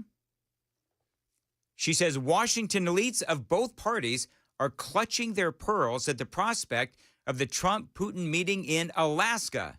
And we've all talked about this. He's Putin's stooge, screamed Trump derangement syndrome Democrats. He'll betray Ukraine to get a deal, screamed the forever war Republican neocons. He'll abandon America first and get us embroiled in Europe's problems, screamed the isolationists in the Republican Party. None of them understand what makes Donald Trump tick. They think that he is just like them, another standard issue politician who cares more about perception than reality, who values process over progress. He may have an end goal, but is usually unwilling to make compromises to achieve it. Donald Trump, she says, approaches problems from the other direction. Donald Trump does have an end goal, even if he's not yet sure how to get there. He is willing to improvise, to compromise, to completely change his approach, even if it is unorthodox. She says, I've been in the Situation Room with 4 presidents going back to Richard Nixon. Trump is different. He focuses on getting a project completed as quickly as possible, no matter how he does it. It makes sense given his background. As a real estate developer, Donald Trump didn't make money until a building was finished. All the expenses were up front. Buy the land, service the debt, and pay for workers, materials, and machinery. When Trump began a real estate development deal, he didn't know what difficulties he would encounter along the way. Bad weather, political roadblocks, labor disputes, supply chain disruptions. But when he ran into problems, Donald Trump improvised. His overriding goal was to finish the building as quickly as possible. Time is money, she writes. That is why President Trump is moving on all these issues at warp speed, because he always has a plan A, a plan B, and a plan C. That is why his critics call him unpredictable and mercurial and howl with outrage if he changes plans. She is absolutely right. How many times have we all said that Donald Trump's biggest asset on the foreign policy stage and on the foreign stage is his unpredictability? Most politicians, she writes, are understandably focused on the next election. They must appear to have all the answers for fear their opponents will tear them apart. When was the last time a politician admitted his plan didn't work? They give speeches, they have negotiations, and they don't take risks for fear of failure or alienated important electorates. A politician can make process seem like progress. Boy, she is absolutely right on all of this. One of the things Trump admitted yesterday, as a matter of fact, was that he has told Vladimir Putin to stop killing civilians, and he says, I was unable to convince Vladimir Putin to stop killing civilians. He still does it. And of course, that is Donald Trump admitting failure. And so you got some people that are out there saying, oh, well, you know, the president is, what's the right phrase? The president is hedging his bets. You know, he's downplaying the results that he may or may not get. I totally get what Donald Trump is trying to do. He is trying to get Vladimir Putin in the ballpark with Zelensky. And then at that point, if he sees in the first 2 minutes that Vladimir Putin is not serious about this deal, well, then, yes, there will be consequences, and he'll figure out what plan B is or what plan C is. But my bottom line on all of this is at least the man is trying. And for me, that is huge. Because let me ask you a question. You know, all those people that KT McFarland was talking about, you know, the Trump derangement syndrome folks, the people that are going to say, oh, he's going to give away the farm to Vladimir Putin and he's Putin's puppet and all of that. Well, okay, but wasn't Joe Biden Zelensky's puppet? Because all Joe Biden did was write checks. At least Donald Trump has been able to get NATO to pay for the weaponry that ultimately then goes to Ukraine. And they're buying it from us. So we already have seen some victories, and we'll see if Friday can get us closer to a victory and an ending to what seems like a never-ending war. 6:52 on Nashville's Morning News. Joan Jones has the news coming up at 7 o'clock. Joan. Yeah, General Electric is planning to invest more money in Tennessee. And we'll take a look at the presidential proclamation that's being declared at the White House today. That's coming up here at 7 o'clock on Super Talk 99.7 WTN. Thank you, Joan. Dan Mandis here for my friends at Brentwood Jewelry. Listen, if you have a special occasion coming up, you need a special gift.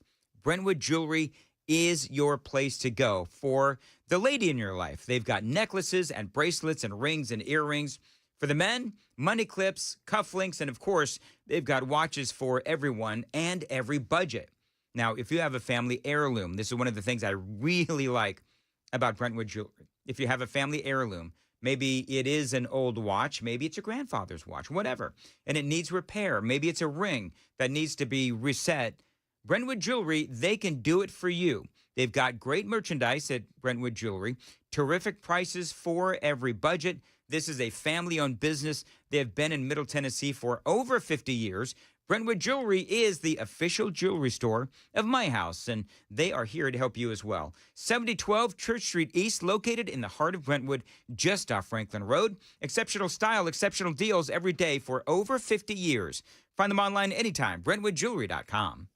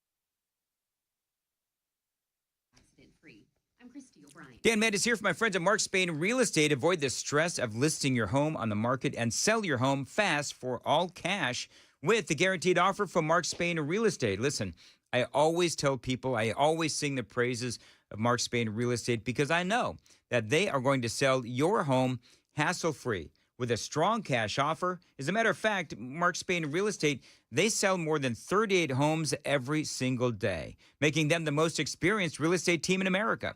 You can trust them to sell your home hassle-free and with the strongest cash offer in the industry. Now, they are the #1 most reviewed real estate company in America with over 13,000 five-star reviews.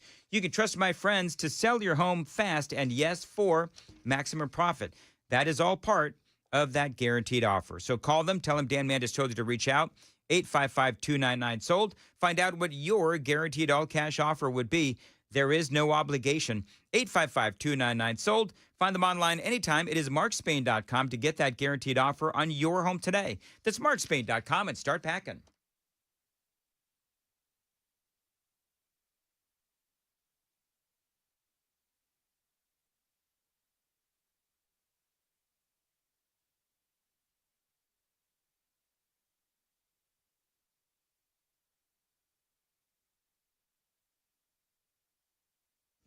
.658, Nashville's Morning News on Super Talk 99.7 WTN. Joan, I think I've been insulted. I'm not sure how I should take this. Okay. And it's not from one of my snarky fellow host friends. It's not from the super text line. Yeah. It's not even from my wife. Oh. Sam said that I have a RBF. RBF, a resting bee face.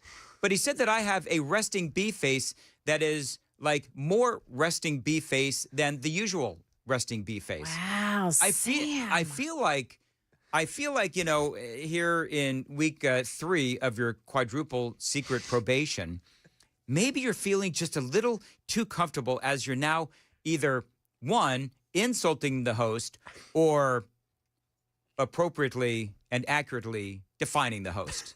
I don't know which one it is. Joan, do I have an exaggerated resting bee face? I have never noticed that about you. Listen, if you want to see my apparent exaggerating resting bee face that Sam apparently says that I have, my soon-to-be former producer, you can watch us on YouTube, Rumble, Twitch, 99.7 WTN.com, and we're everywhere except Facebook today because whatever reason we can't be trusted with a password. Listen to us. Huh? I said Ian. 99.7 WTN.com on your FM dial, the WTN app, and always on iHeartRadio. Any way you want to watch, any way you want to listen, please do so. We're here almost every single morning. It is 7 o'clock on Super Talk 99.7.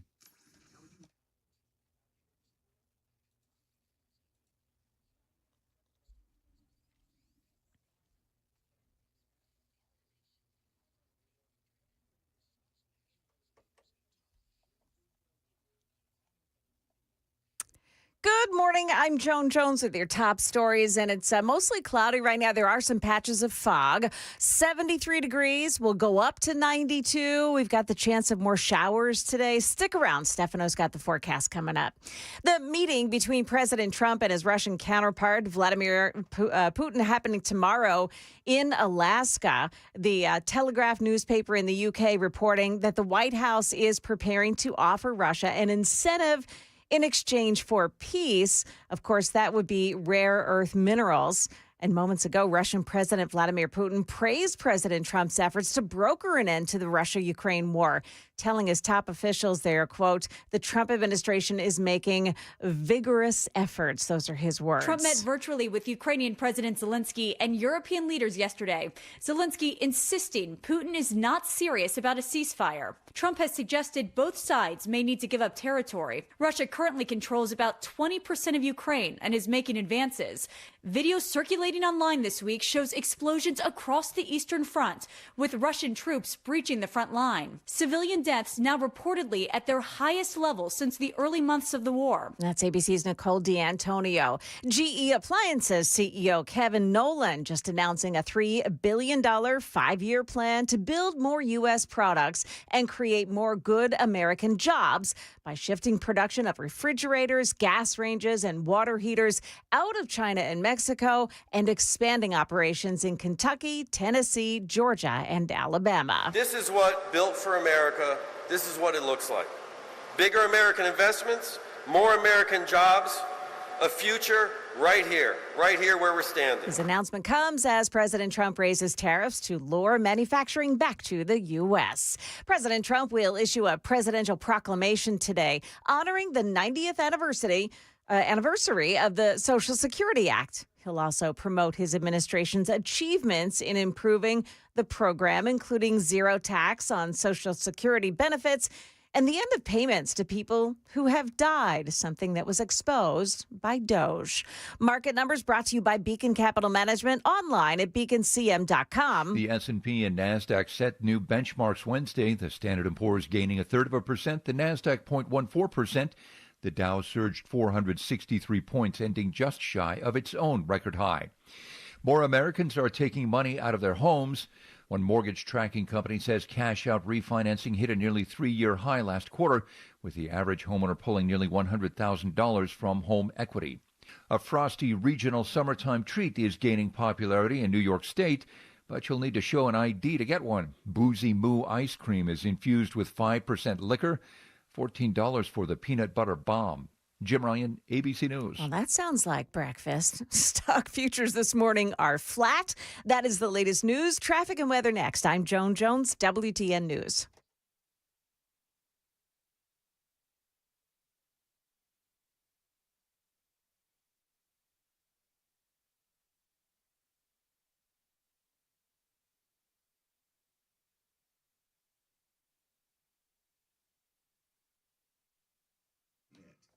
Dan Med is here for my friends at Window Nation. Listen, this summer your AC is working overtime to keep your house cool and comfortable. And if you are ready to change that, call my friends at Window Nation for some great energy-saving, energy-efficient windows from Window Nation. I've got 4 in my home.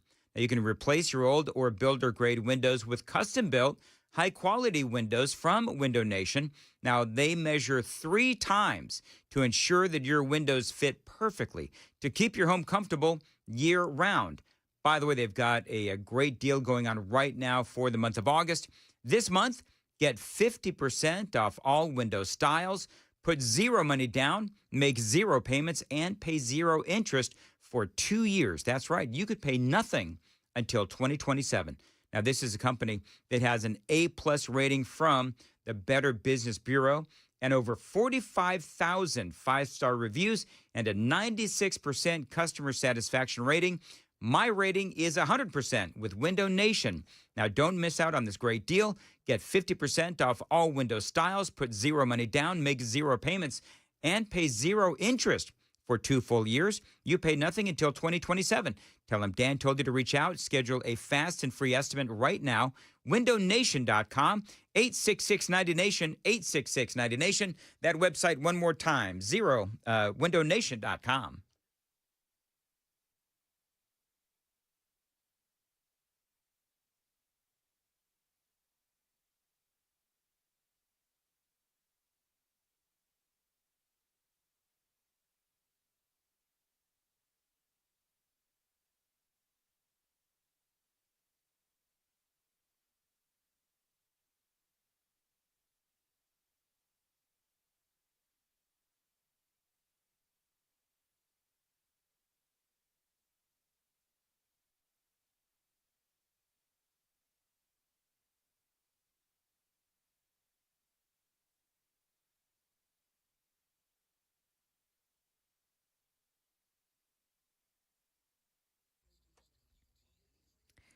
Watch it on the eastbound side of 24 this morning. It's a crash in Murfreesboro at Joe B. Jackson Parkway exit. The right shoulder is blocked off there. If you're traveling in on the westbound side, it's slow in all the usual spots this morning. Same thing for 40. That's slowing down now, too. And some delays seen here on 24 and 65 at the merge there if you're coming in from the north. Traffic every 10 minutes every morning on Super Talk 99.7 WTN.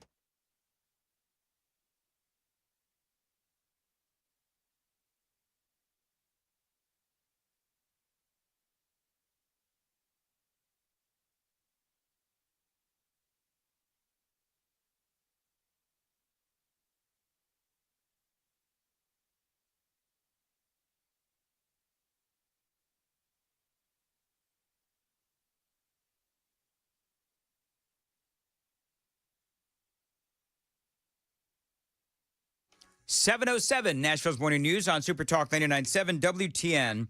So, Murphy Show. By the way, Joan, I think this audience has completely lost its sense of humor. Oh, because really? Yeah. I don't know if they ever had one. I mean, they listen to me, so they must. But I was joking about Matt and Murphy moving to Murfreesboro. Oh, yeah, I saw the and text people are like messages. spell checking. I know. I just a joke. Man, it was a joke. And it's also kind of funny. It plays off the way people around here say it. They don't say the R in Murfreesboro. No, they don't. They say Murfreesboro. Murfreesboro. That's it. Burra. There you go. Yeah. Anyway, so I know how it's spelled. It was a joke, people. That's all. It was just, it's a little, by the way, Murphy, speaking of which, he called me. They So called I me and put me heard. on the air yesterday. Yeah.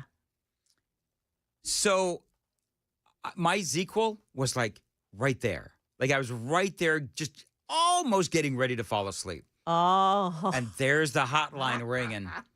I'm like, oh no, my name has been called. So I pick up the phone and we talk about In-N-Out.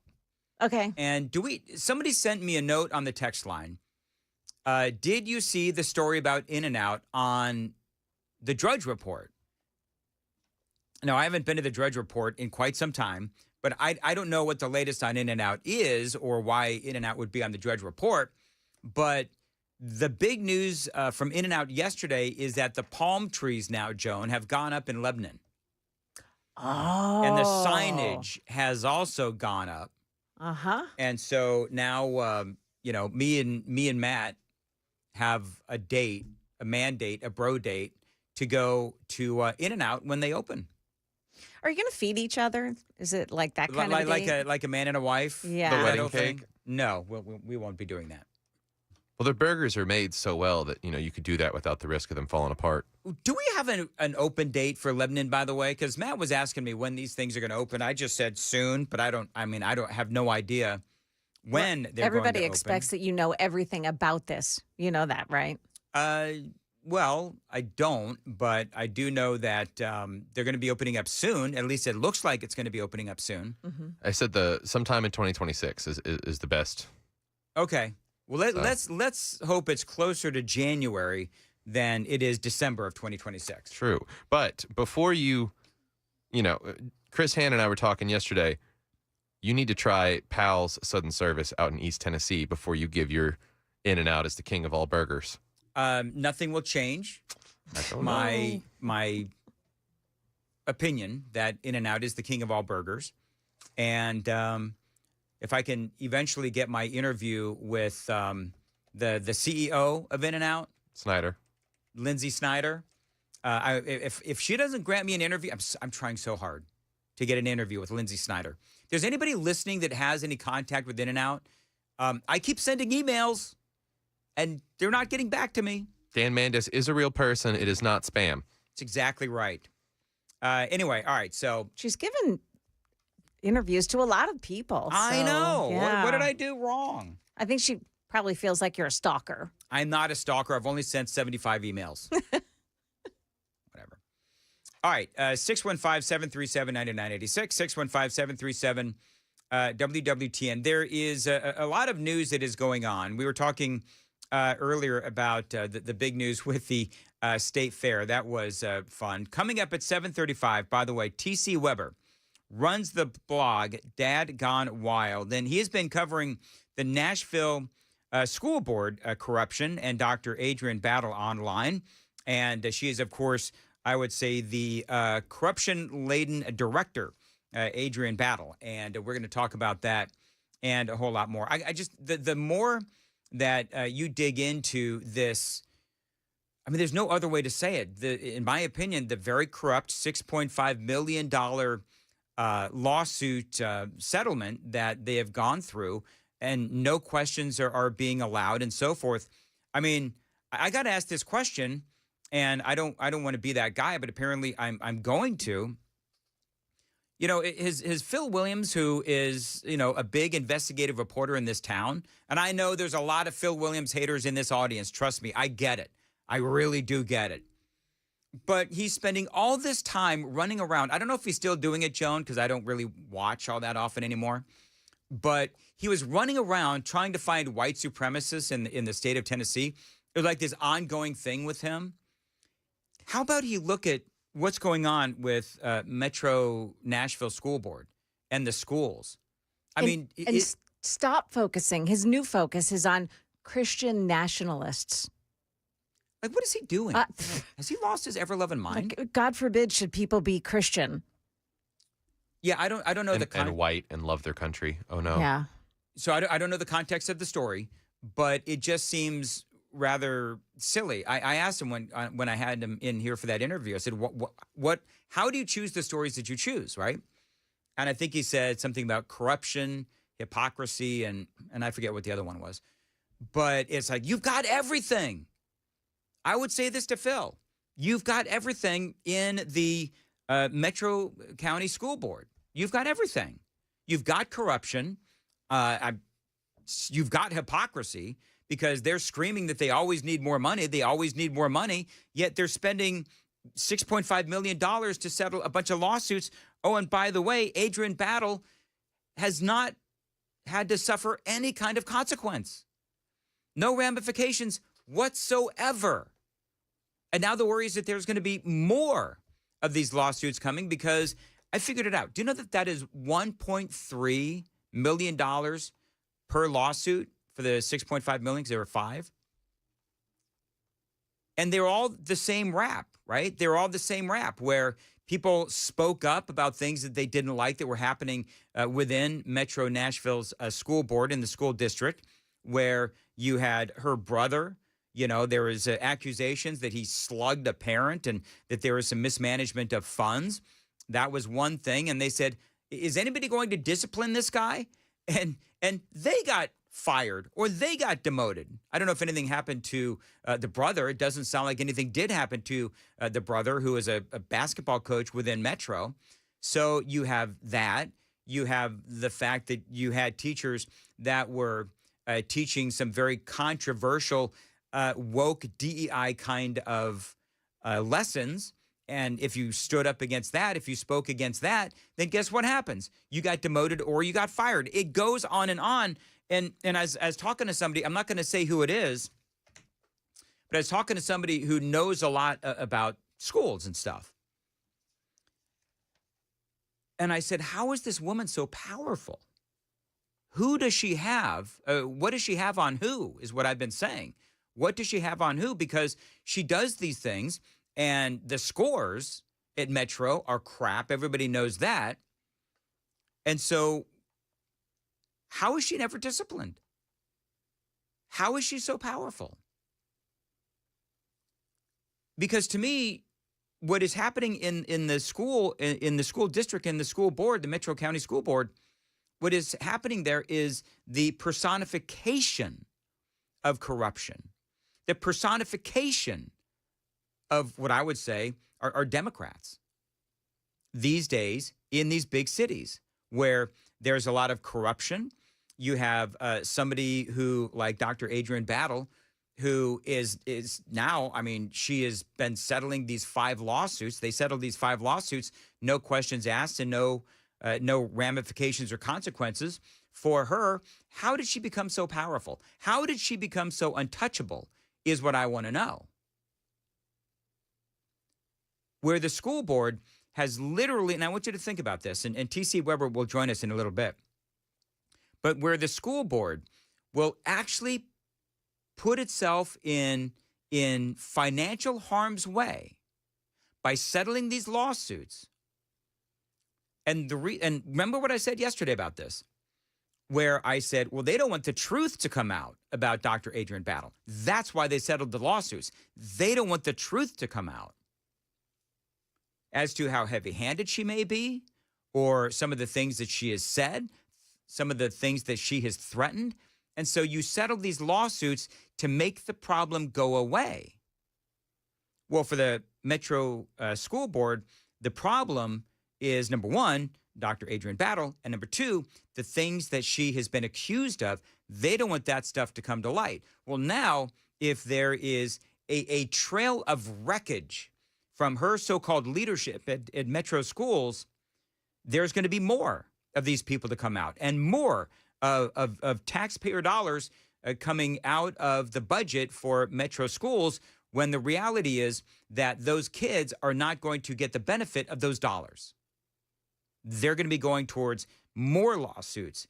And how it is that nobody is willing to call this out on the school board, Phil Williams. Fox 17 is doing the reporting. I'm screaming about this. But why is it to anybody else? I just find that a little fascinating. It is 7:16. Time to check the roads on WTN.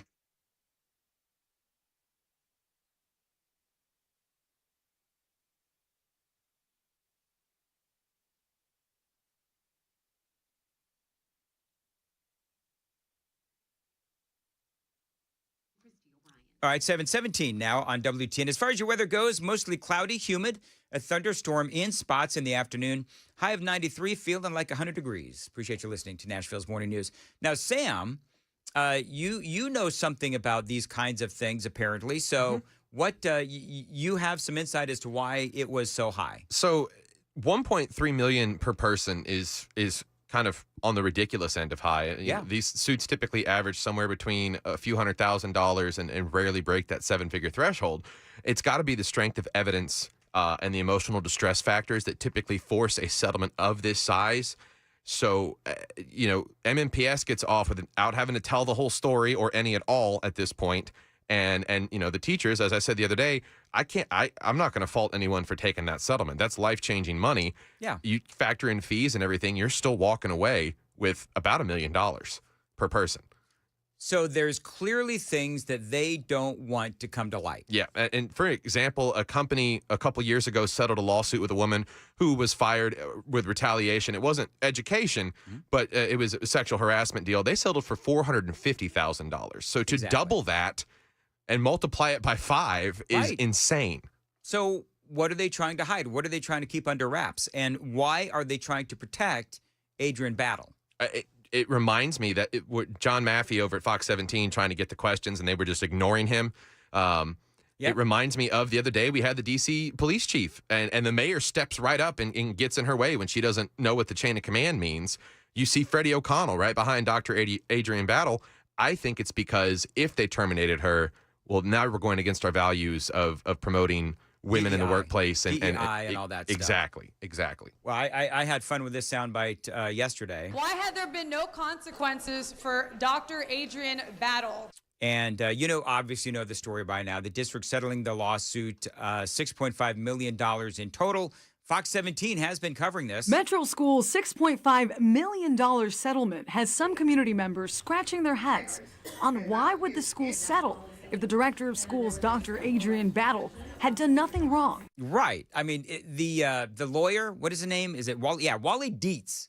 Remember yesterday we were talking about the attorney for the city, Wally Dietz, and he actually, Wally, we're not dumb.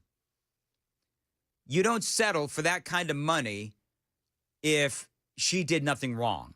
Because remember, he said that she had done nothing wrong. And it's clear at $1.3 million each that she has done something wrong, and they are trying to hide it. Fran Bush is a former Metro School Board member. And it's basically just a cover up and camouflage what the truth is. Thank you, Fran. I've interviewed her before, and I'd love to have her come back on the show at some point. But coming up, T.C. Weber, he runs the blog Dad Gone Wild, and he has been covering all of this corruption with the Nashville School Board. He is going to join us at 7:35 here on Super Talk 99.7 WTN. Super Text line is open, and that number is 615-737-9986. 7:21. Joan has the news coming up at 7:30. Joan. Yeah, the death toll in Chattanooga rises after heavy rains and flooding. Also, Tennessee gets a visit from the head of the Education Department. All of that and more coming up at 7:30 on Super Talk 99.7 WTN.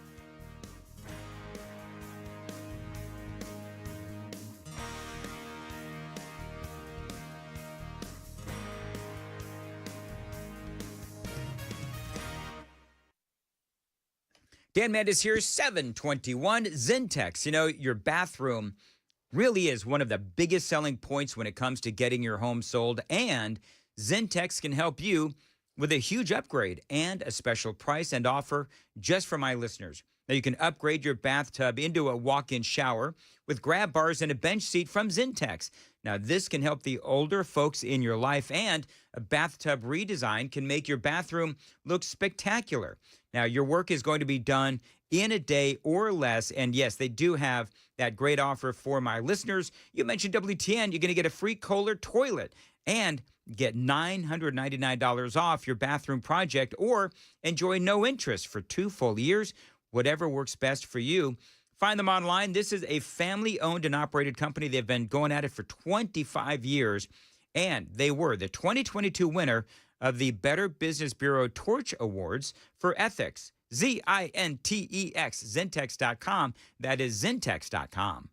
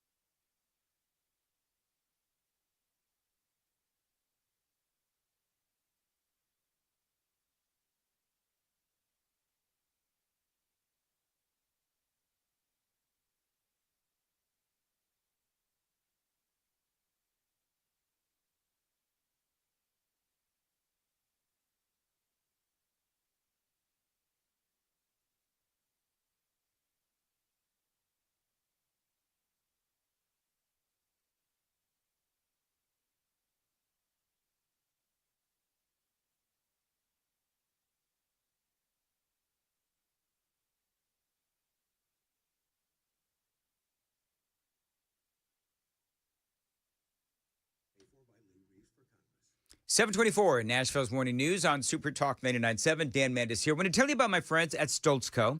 Now, this is a great Tennessee company. They continue to grow and expand. You know what they do by now? Been talking about them for a couple of years now. Pole barns. Now, these pole barns can serve as a garage, an event space, an equestrian building. You can even live in them. Barn dominiums, of course. Now, this is, again, a great company, and their barn dominiums, they are new and improved. Stoltz Co. is now offering you turnkey options. Now, what that means is they handle the design, the construction, and the amazing finishing touches. You turn the key and you are home. And right now, they also offer storm shelters to keep you and your family safe. Now, your new pole barn from Stoltz Co., it can be used for anything you like. So if you have some land that needs a building for whatever you want, call my friends at Stoltz Co. 615-622-5992, 615-622-5992. You can also find them on Instagram and Facebook to see examples of their incredible work around Middle Tennessee. STOLTZCO, StoltzCo.com.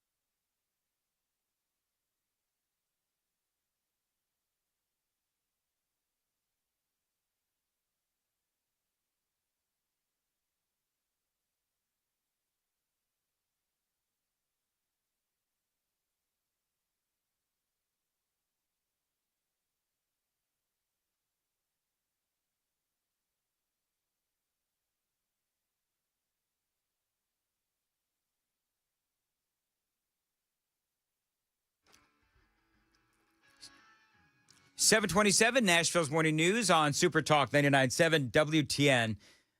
You know who is going to have to get a lawyer again, Joan? Who's that? Need some audio. Hunter Biden.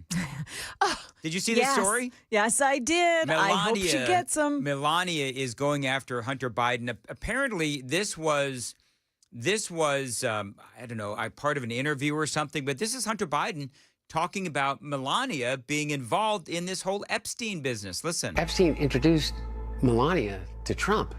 The connections are like so wide and deep. Anyway, why do we think they don't want the files released? I don't know. I think John, that thing that John Homling says is like a long time ago. I think is the most accurate kind of assessment of them, which is everything is projection or confession. Everything. So when he puts out that tweet and he says, Epstein now is the Russia hoax or the Hunter Biden laptop. The laptop from hell, which the Democrats swore came from Russia. No, it came from Hunter Biden's bathroom. Like, I wonder if it works. Do you know what I mean? So you heard what he said, saying that they met through Epstein. And so that is not how they met, actually. And so she is going to sue Hunter Biden for $1 billion. $1 billion over defamation per Fox News. Wonder where he'd get that kind of cash. I don't know, because his dad didn't have any more influence. Mm-hmm. So I don't know where he would get that kind of cash. More paintings? Yeah. You know what? Nobody's going to buy his paintings anymore because, that whole thing obviously was like a money laundering racket kind of a thing. And the guy who bought at least one of those paintings was his sugar bro. Remember that whole thing where Hunter Biden was basically, he had a friend who was buying his paintings and helping him pay, legal expenses and all that kind of stuff. I think he was a director of some sort from Hollywood.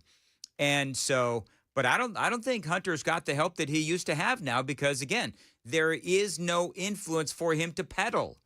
So this is going to be a rough one for Hunter Biden. We'll have to see where this whole thing goes. But you know what? I love that Donald Trump is fighting back against the media. And I also love that Melania is going after the people that have been going after her. And number one, yes, they are, public personalities, president, first lady, and all that. And I get that. But that doesn't give people the right to spread lies about your character. And I love that both Donald Trump and Melania are going after the ones that are disparaging them. It is 7:30 on WTN.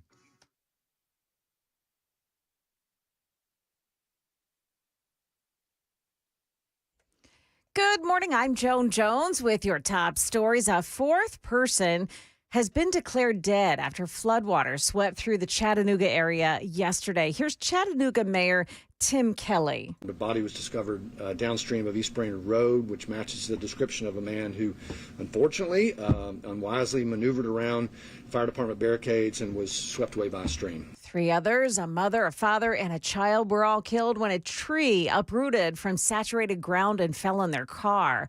More than 6 inches of rain fell in a short time, causing the quick rise of creeks and streams. That's according to the Tennessee Valley Authority.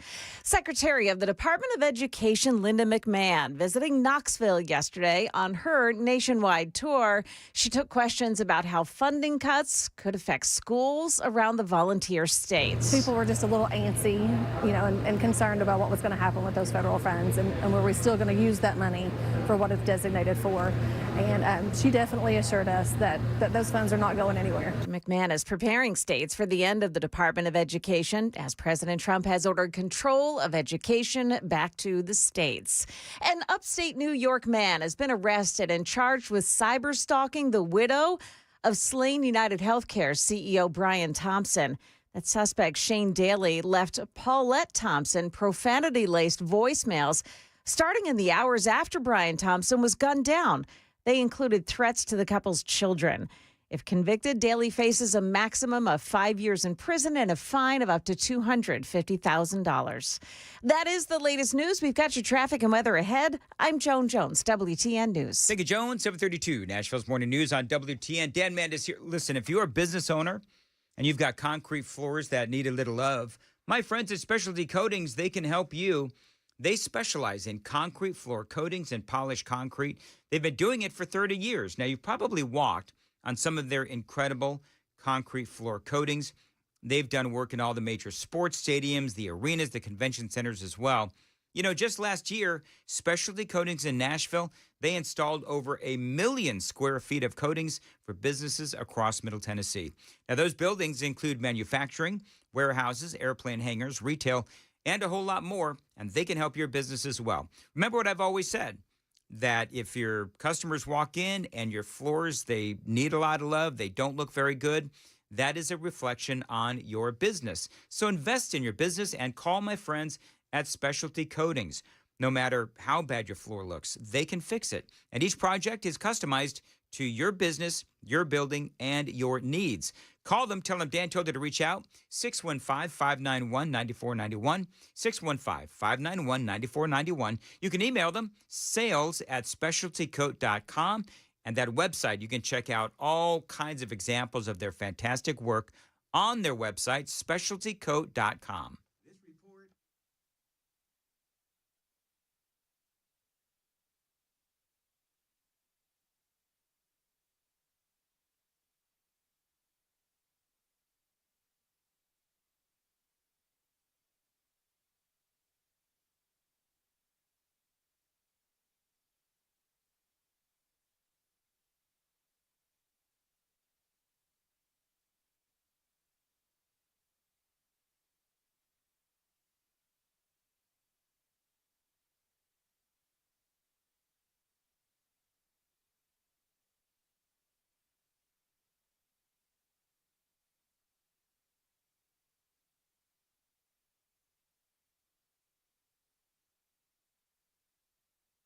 Dan Mandis here at 734. I want to tell you about my friends at Vision for Life. Now, this is a great company, truly life-changing.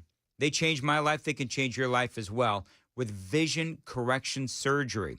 Now, I was really nervous when I was going to go in and start the process of getting my eyes fixed, and I was nervous. But I tell you what, they're so professional over there at Vision for Life. Like a lot of you folks, by the way, I thought all vision surgeries were the same. I believed that everything was just LASIK. But after doing my research, I learned that Vision for Life offers a variety of advanced procedures tailored to each patient's unique needs. Now, Dr. Horn doesn't just restore your vision. He restores your confidence and your freedom.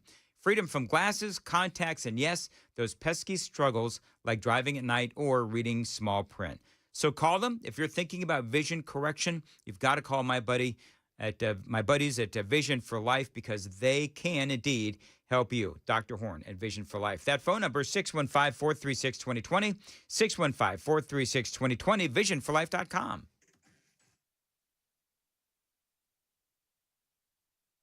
A little bit of fog this morning in some spots. Careful as you go. You do have delays on 24 this morning, starting in the Laverne area. Normal stuff there. Same thing for 40. And you've also got delays on 24 and 65 right at the merge there. Just in here, 40 westbound at the Elm Hill Pike overpass. Got a crash that takes out the left shoulder. Traffic every 10 minutes every morning on Super Talk 99.7 WTN.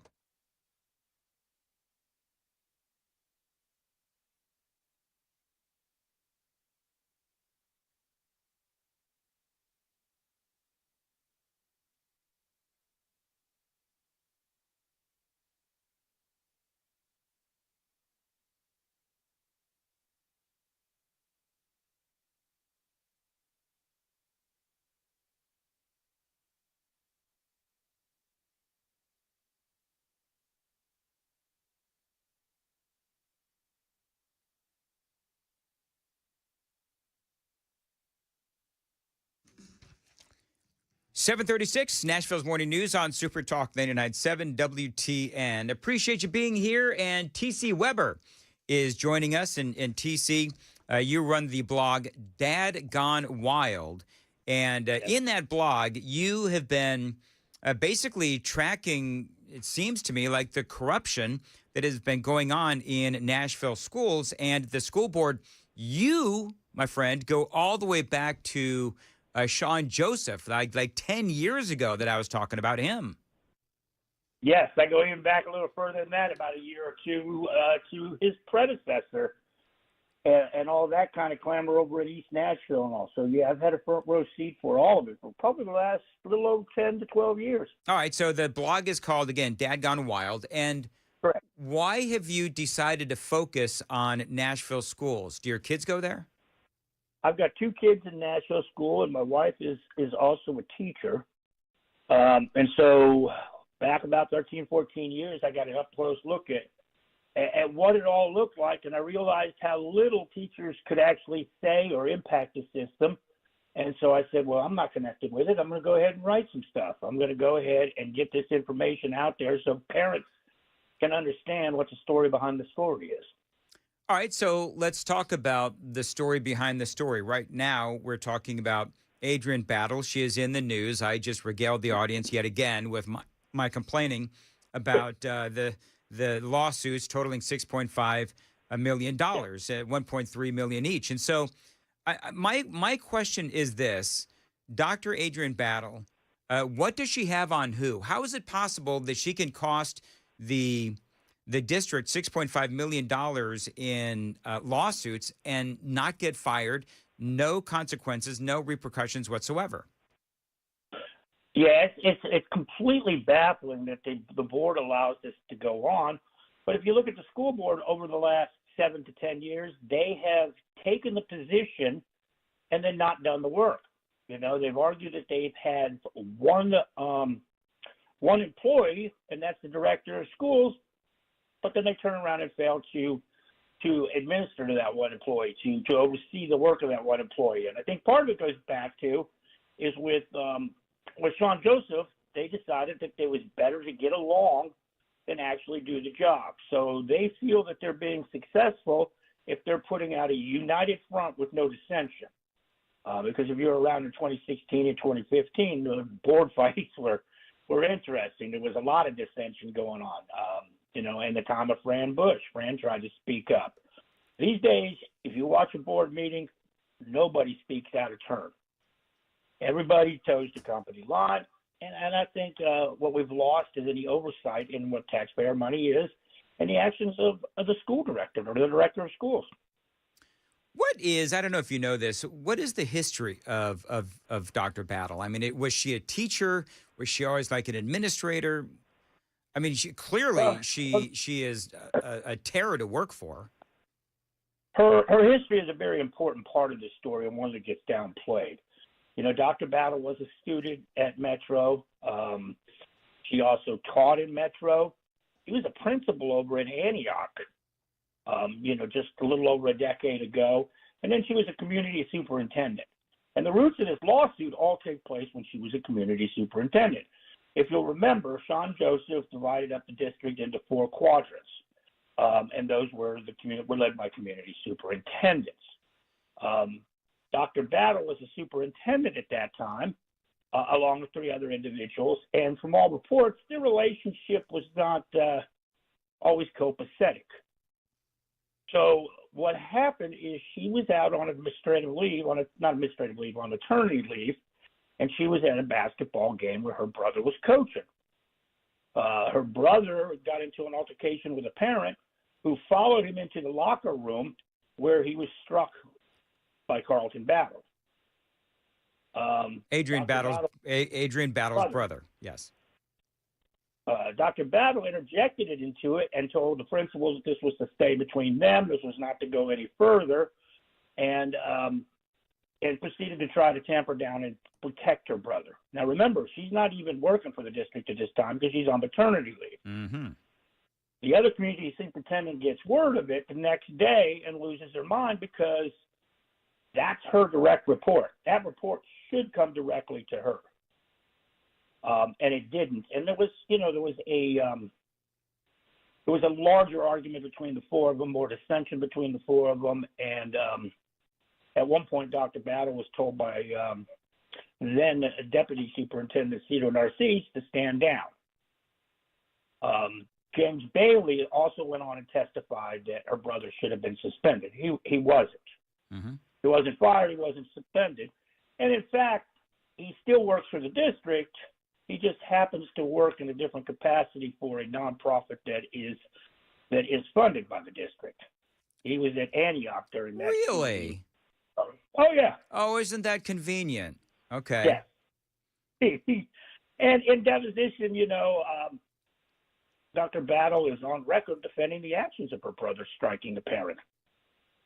And so that's where it all stemmed from. And it's important to remember James Bailey, one of the plaintiffs of the lawsuit. James Bailey was a close family friend of Dr. Battle's up until about this time. Oh, really? Yes. And so it's interesting to me that they waited as long as they did to settle the lawsuit, because Bailey was personally hurt by the actions of Dr. Battle as much as professionally.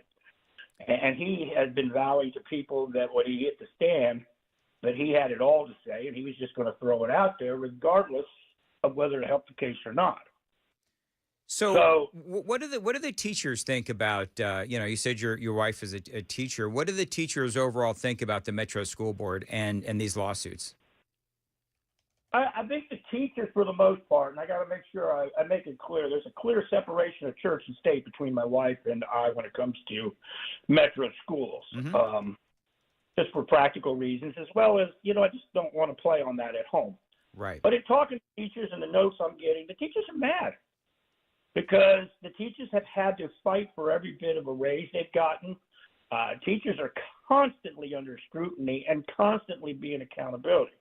Which is kind of weird, TC, because there's no accountability of Dr. Battle with all of these lawsuits being settled out of court, because I think, personally, I believe that it is clear that they settled these lawsuits to try to hide the truth. TC, hold on one sec. We're speaking with TC Weber. He runs the blog Dad Gone Wild. He's been covering the hijinks and shenanigans, I would say the corruption, of the Nashville School Board and Dr. Adrian Battle for years. Conversation continues next. It's time to check the roads real quick on WTN.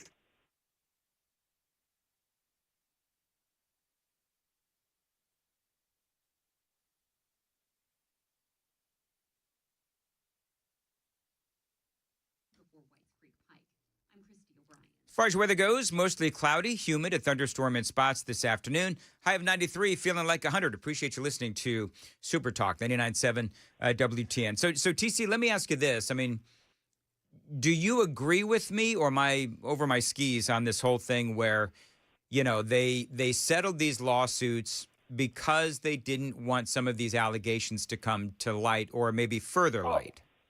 Oh, I think it's 100% that somebody looked at Dr. Battle fondly because and said, this court date is not going to be pretty, that even if you won this lawsuit, you're going to lose, because all of this information is going to come spilling out, and it's going to go from rumors and talk behind the scenes still going on the public record.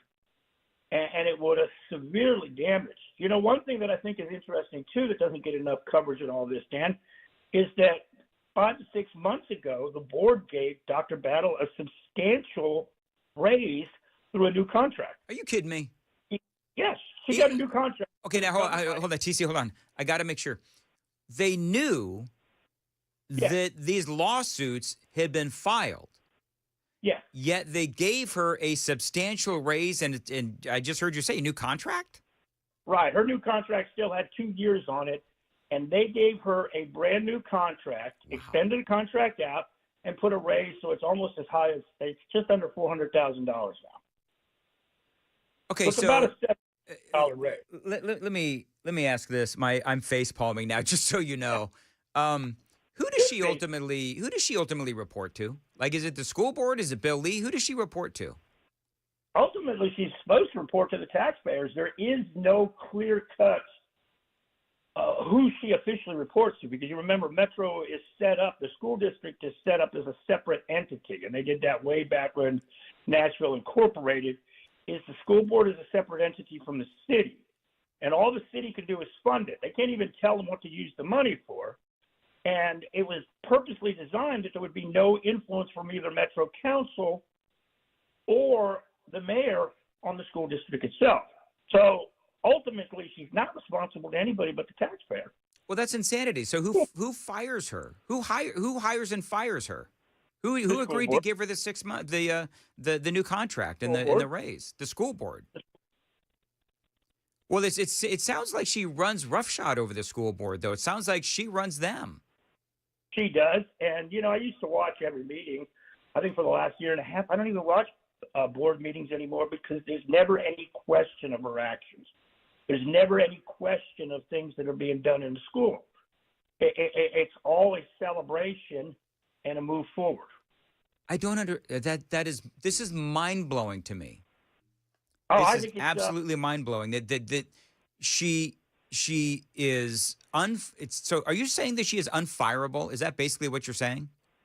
You would have to have the majority of board members step up and agree to fire her, and that's not going to happen. It's not going to happen. TC, what did you think of Wally Dietz yesterday, or a couple of days, whenever it was, earlier this week, when he came out and said, she didn't do anything wrong, Adrian Battle didn't do anything wrong, and the $6.5 million was really the best business decision because we needed to save, it would have been financially better in the long run. Well, the better part of that was when he said that she did nothing wrong, and then later said doubts they would have won all 5 cases. So how are you going to lose 1 of 5 cases even if she did nothing wrong? To lose 1 case, you clearly would have had to have done something right or wrong. Am I wrong? Right. No. So she admitted that she had done something wrong while defending her that she hadn't done something wrong. How worried are you, TC, that there's going to now be more lawsuits? Because if they're just settling lawsuits, and clearly they are, do you believe? And Fox 17 brought this up. Do you think that there's more lawsuits down the road? Oh, I think there's 2 more sitting out there right now that are going to cost them. Howard Jones is the administrator who's already successfully sued the district once. His lawsuit for retaliation is coming through, and that's going to be an interesting one. And then we got the parents of the Antioch shooter. Yep. Which, how do you, up until this week's board meeting, I would have said that was indefensible for Metro because they would have to go someplace. They would actually, to defend themselves, have to criticize these parents, and I didn't think they would do that. But after you had supporters of Dr. Battle and former school board member Sharon Gentry, or Chairman Sharon Gentry, get up and say that the only reason Battle is being criticized is because she scares people. Well, the people criticizing look just like her, and it's ludicrous to think that people that are looking for that are already underserved and are looking for a better education for their children would be upset by the so-called success of Dr. Battle.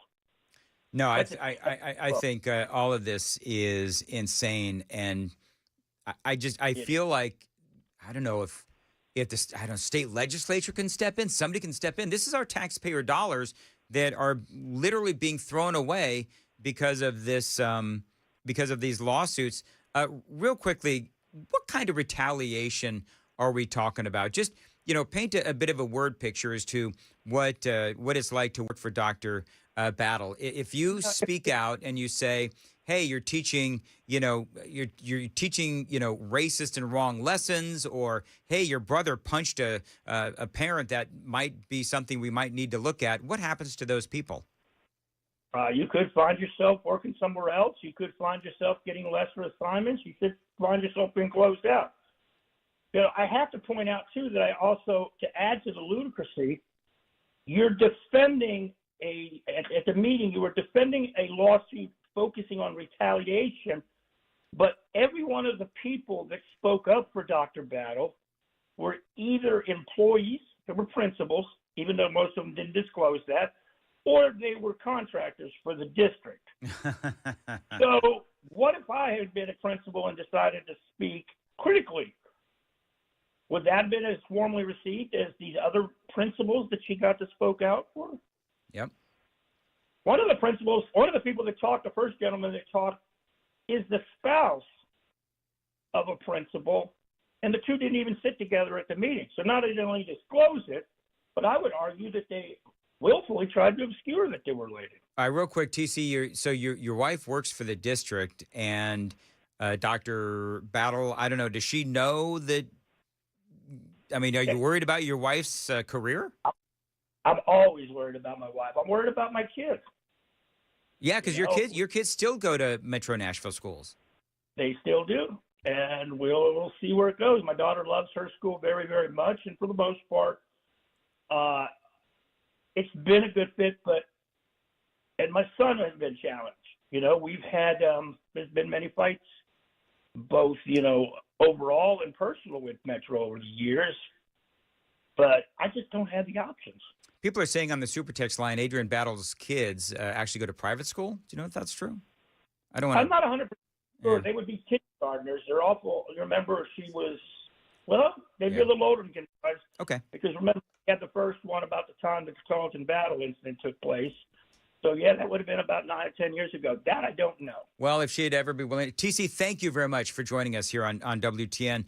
The blog is called Dad Gone Wild at TC Weber.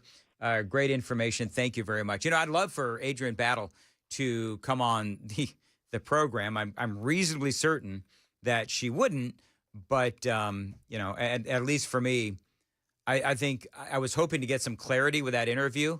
I'm even more concerned now that nobody can fire this woman. So, Nashvillians, your taxpayer dollars not going to the children, actually going to settle lawsuits that were caused by the director of schools, Adrian Battle. Joan, what's coming up? Well, the town that wants its own police force and transgender books for elementary-aged kids. Yes, says one local county. We've got those stories and more coming up here at 8 o'clock on Super Talk 99.7 WTN. Thank you, Joan. Dan Mandis here. Now, listen, we still got a couple of months left of swimming pool weather. So if you're not confident in your bathing suit body, well, there is help for you from my friends at Contours. Right now, they are offering a $99 belly buster special. So you call this phone number right now at 615-236-9960, 615-236-9960. You get that belly buster special for just $99. That is a great price. Now, if you don't know what these belly buster treatments are, what it is it's that cutting edge red light technology. Now, it is cutting edge, it is unique, it is new, and it has proven to be effective. So call this number right now, 615-236-9960. First 10 callers get it for $99. Now, people have been coming from all across Middle Tennessee to check them out. I've gone through it. Chad's gone through it as well. We both love it, and you will too. $99, that belly buster special. 615-236-9960, 615-236-9960, ContoursLLC.com.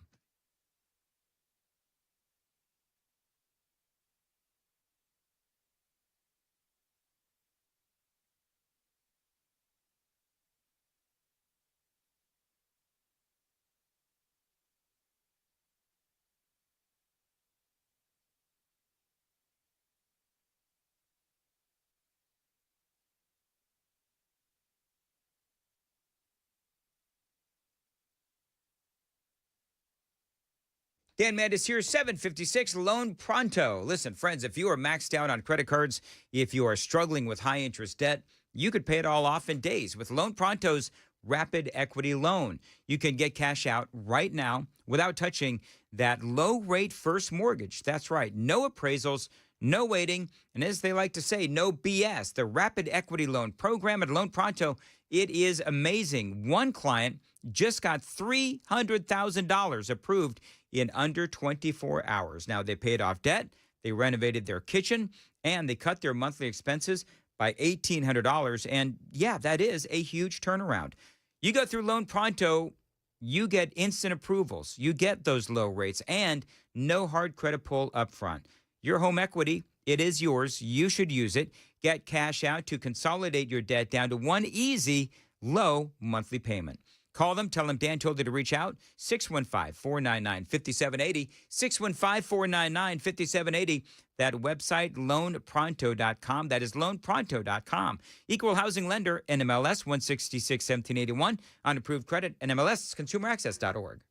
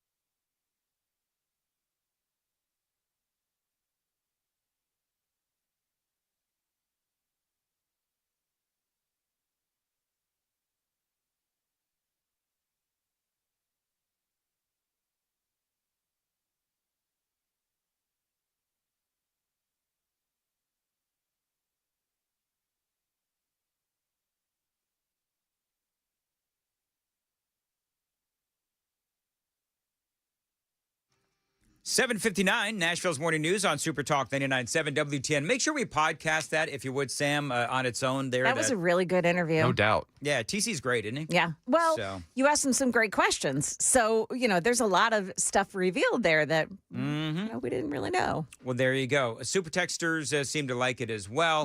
One of the things that people are saying is the Metro Nashville school board members are elected. The citizens of Nashville must replace the pro-battle board members. Do you know what? I think I should know more about this, but I'm not a school board kind of guy. But, I mean, when is it? Sam, find out when the next school board meeting is. Because I think that, and everybody knows that I don't endorse candidates, but I will endorse anyone who is anti-battle. That's what I would say. For the Metro Nashville School Board. But, the thing is, I don't know how many people want to actually, serve on a school board. But you know what? The other thing, somebody sent me a note and said, you know what? If the state legislature takes over Metro Nashville schools, which they've talked about, they can fire Adrian Battle. Then talk to your state legislators about taking over the Metro board so that we can get this woman out of office. It's 8 o'clock on WTN.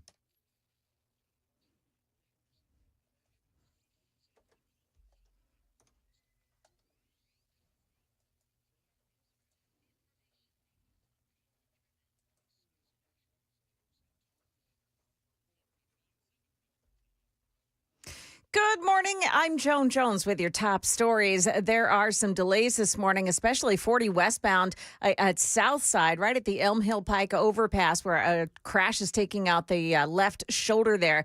That one involves a tractor trailer. We've got more coming up on that in just a couple of minutes. One town in Williamson County says it wants its own police department. Channel 4's Dryden Quigley. Thompson Station contracts with the Williamson County Sheriff's Department, but they say they're now big enough that they should get their own police department. Thompson Station town planner Micah Wood says their population has almost hit 10,000. While they say Williamson County Sheriff's Department has done a great job, their agreement doesn't cover certain things like parking enforcement. He said people's biggest complaint is they want to see more parking violation enforcements and traffic calming measures. And the next step here is to get feedback from the community through surveys and meetings, and then come up with a timeline and a location for the police department. 9 members of Riley Strain's former fraternity may be dropped from the wrongful death lawsuit related to his drowning here in Nashville. Channel 4's Tracy Cornett on the first court hearing on that case, which was yesterday. That lawsuit claims the fraternity didn't follow safety protocols when they visited Nashville last year for their formal. As you may know, Riley Strain went missing and was later recovered from the Cumberland River after that fraternity formal. The family claims his fraternity brothers did not help him back to the hotel after he was kicked out of a bar and then didn't check on him until later. And defense attorneys argued that Riley Strain was responsible for his own actions. In Sumner County, the library board has once again rejected a push to get transgender books off the shelves at elementary school libraries. The public comment period was especially volatile. This audio from News 2. And now to get the libraries back in order into a conservative viewpoint and to clean them up. Oh my God.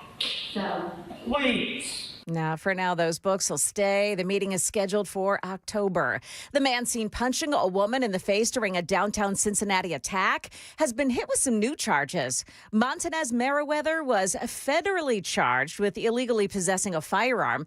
He's a previously convicted felon and is prohibited from owning a gun.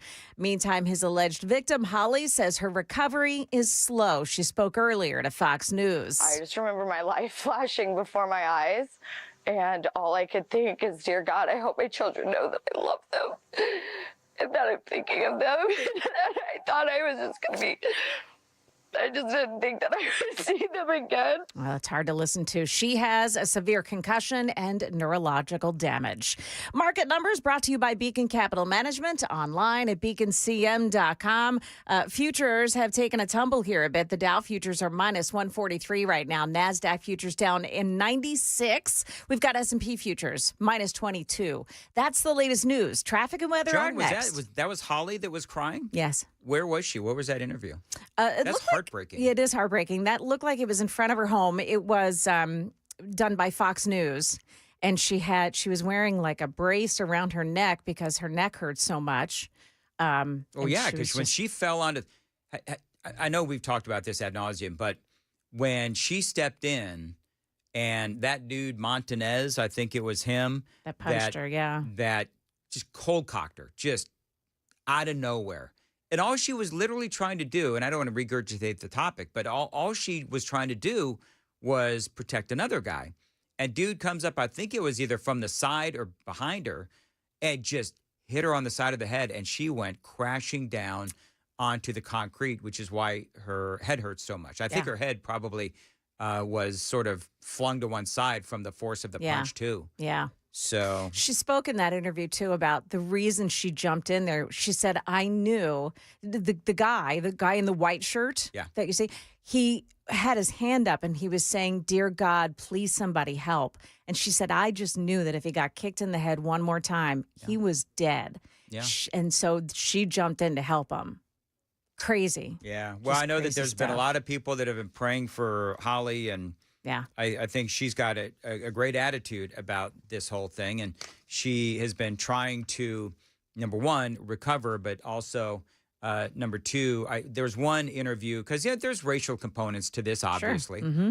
And she pointed out something that I pointed out early on, which was, you had a lot of black folks that were beating the crap out of her, but there were also black folks that helped her. And so she wanted to make sure that, I forget which interview that was, but she was trying to ensure that this was a conversation based on just those people that attacked her and not sort of like a bigger issue and so forth. So, but that breaks my heart because she's a mom and all these other things. And so, that anyway. Audio bite just it broke my heart. Yeah, it makes you get all verklempt. It what? What'd you say? Verklempt. Verklempt? Verklempt. Verklempt. Oh my goodness. Have you never watched The Church Ladies? It's a German word. On Saturday Night Live? I don't even like bratwurst, okay? Let's move on. Let's move on. Okay.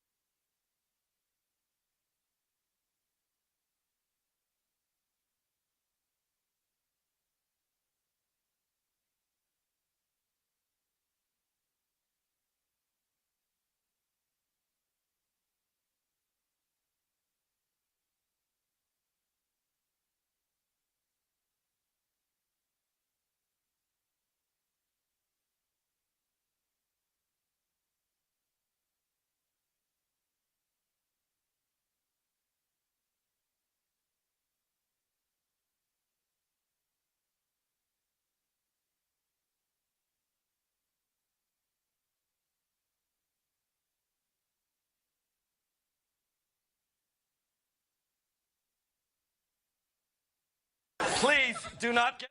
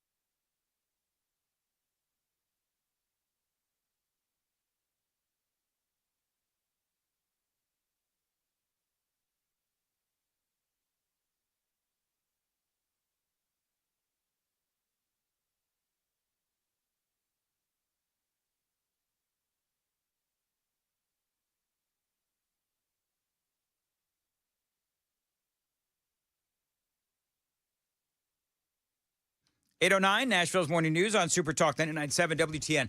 I don't want this to turn into another thing where Amanda didn't know how to say the word or didn't know what it meant. Yeah, well. You said verklempt. Verklempt. And I didn't know what that meant. I know what verklempt means. Oh. Which is like upset, you can't talk, you're crying, that kind of thing. That's what I've even used verklempt. I said said it comes verklempt. from the church ladies, but it was really from Coffee Talk on Saturday Night Mike Live. Myers. Right. Please do not get me started. It's so unfair. Now I'm getting emotional. I'm a little verklempt. Verklempt, not verklumpt. Okay, so I don't know if I said verklempt or not. Sam said that you said verklempt you said verklempt, but with a New Jersey thing. So you said verklempt. Just like he did. I'm a little verklempt. Maybe I said verklempt. I don't know. To be fair, it does mean overcome with emotion specifically. I'm feeling a little verklempt right now because people are attacking me on the super text line again. As you should. It's like, how many days in a row can I shank something so shankable? That shank would have been bad. That I came close to saying something that I definitely know. I didn't say it, and we're not going to play the audio. But if you heard it, you know that I came very close. You didn't even have to confess that. You could have just let it go. Kept it to yourself. Let it go. Let it go. Oh, Joan, you know that I can't do that. Yeah, I know. You've known me long enough to know that if I shank something, it is all out there. But you didn't know that it was Coffee Talk with Mike Myers. Right, I didn't know that. Right, I thought it was Church Lady. I got mixed up. And when, Mike Myers is now killing people in those movies, he's doing Coffee Talk. That's right. Did you get the joke? Mike Myers. Yes, Michael Myers, Mike Myers, yeah. Oh, by the way, people are asking who forgot to end the Twitch stream last night. So do you know what happened, Joan? No. So real quick. So last night, I don't know who. It must have been was it Jackson? It was Jackson. So Jackson apparently left the stream on all night long. Oh my goodness! I can tell you actually exactly what happened because I checked the YouTube log. And so apparently they started the stream on time and they got 18 minutes into Matt Murphy's show. Something must have happened and Jackson restarted it and then never turned it off when he left the building. Is Jackson on double secret probation as well? No. He's not. He's past his probation. That's only Sam. It's only me. Gotcha. And it's funny because we had a inner work discussion about cleaning up the workplace in between shows, like the computer and everything and the filing and all that. And I was like, why can't I update the title? Oh, we're still live apparently. So I guess Red Eye maybe came over the stream. So this is weird. So this explains everything. When I got downstairs about like 12:30, right around 1 o'clock, I noticed that, and I don't really understand all the inner workings of all this stuff, but I noticed that there are 10 people watching WTN on YouTube, because that's where I get a lot of my audio. So YouTube pops up and there's WTN. And I'm like, who the heck is watching what on WTN? But There's nothing to watch, right? There was 10 people that were watching something, but it was just our logo. So maybe they were listening to Red Eye, because Red Eye would have been up, right? On the Maybe on we the just thingamajigger. stumbled onto something good. Just keep it going. Yeah. Keep it going all night long. You know what? Why wouldn't we do that? Makes sense. It actually does make sense. Might wear out the computer in some capacity. They are old. Wow. Yeah. Okay. People are saying that I shanked it. You did shank it. Ugh. You that was you, Joan. Ugh. And I'm just trying to make sure that I don't. No, I almost made the whole thing worse with what I almost did. But Yes. I mean, you. I'm also being called the new Elmer Fudd. Like, Oh, seriously. burn. Yeah, well, because that was the joke yesterday. Yeah. Of course. I just listened back to it. She said verklempt. No, she did not. Yes, she did with a Jersey accent. I will Can you take play your it back real quick? apology Yeah. as soon no, as you're I'm ready not to gonna give it. apologize yet. But we'll play it and we'll see which one of us was. I'll just wait over here for my apology. Make sure get all verklempt. You said verklempt. I did not. Play it back, Sam. Okay, play it back, Sam. And all these other things, and so Yeah, that audio bite just it does. It broke make my sure. heart. Yeah, make sure get all verklempt. Verklempt. No, I did not hear There's that. a distinct Yeah. sound. I think we need to go to the super text line. Play it one more time, and then you tell me. Well, no, because you know what, people are gonna. We got to go on, but we got to move on. But Yeah, that people audio bite just people make broke my sure. heart. Yeah, make sure get. People are going all to say verklempt. that Joan did it correctly because they hate me. I love how we're trying to play it and you're talking over it. I know, Sorry, right? Go ahead and play it. Go ahead. Things and so Yeah, that audio bite just it does. It broke make my sure. heart. Yeah, make sure get all verklempt. It That's what? so clear. It's not clear. It's So pretty clear. clear. Who's right, me or Joan? Dan, you don't want to do this to yourself, do you? Well, Tim says you're right. I heard Joan say verklempt. See, the audience just naturally anything. You know what this is like? Like, you know how any time Trump does something, the Democrats just do the exact opposite? Yeah. Well, that's what the audience does. Joan said it correctly. There you go. You got one supporter. Valerie says, Joan said it right. I love you, Dan. All right, whatever. Yeah, some of these people have Mandis derangement syndrome. Jane said it correctly. I love our listeners. Oh man, I do too. You know what? Sam and I were just talking about this off the air earlier in the in the broadcast. It is so much fun to come in here and joke around with you guys and the listener and everything else. So, yeah, a lot of fun. All right, it is 8:16 on Super Talk 99.7. Joan, if you can't handle it, then I'll get you an adult pacifier. All I want is an apology, a Dan apology. A Dan-pology? A Dan-pology. Yes. Not Speak gonna do it. clearly, Not very gonna do it. loud, very Not gonna do loud, it. into the microphone, project. You can do it. Time to check the roads on No. WTN. That's what I'm saying.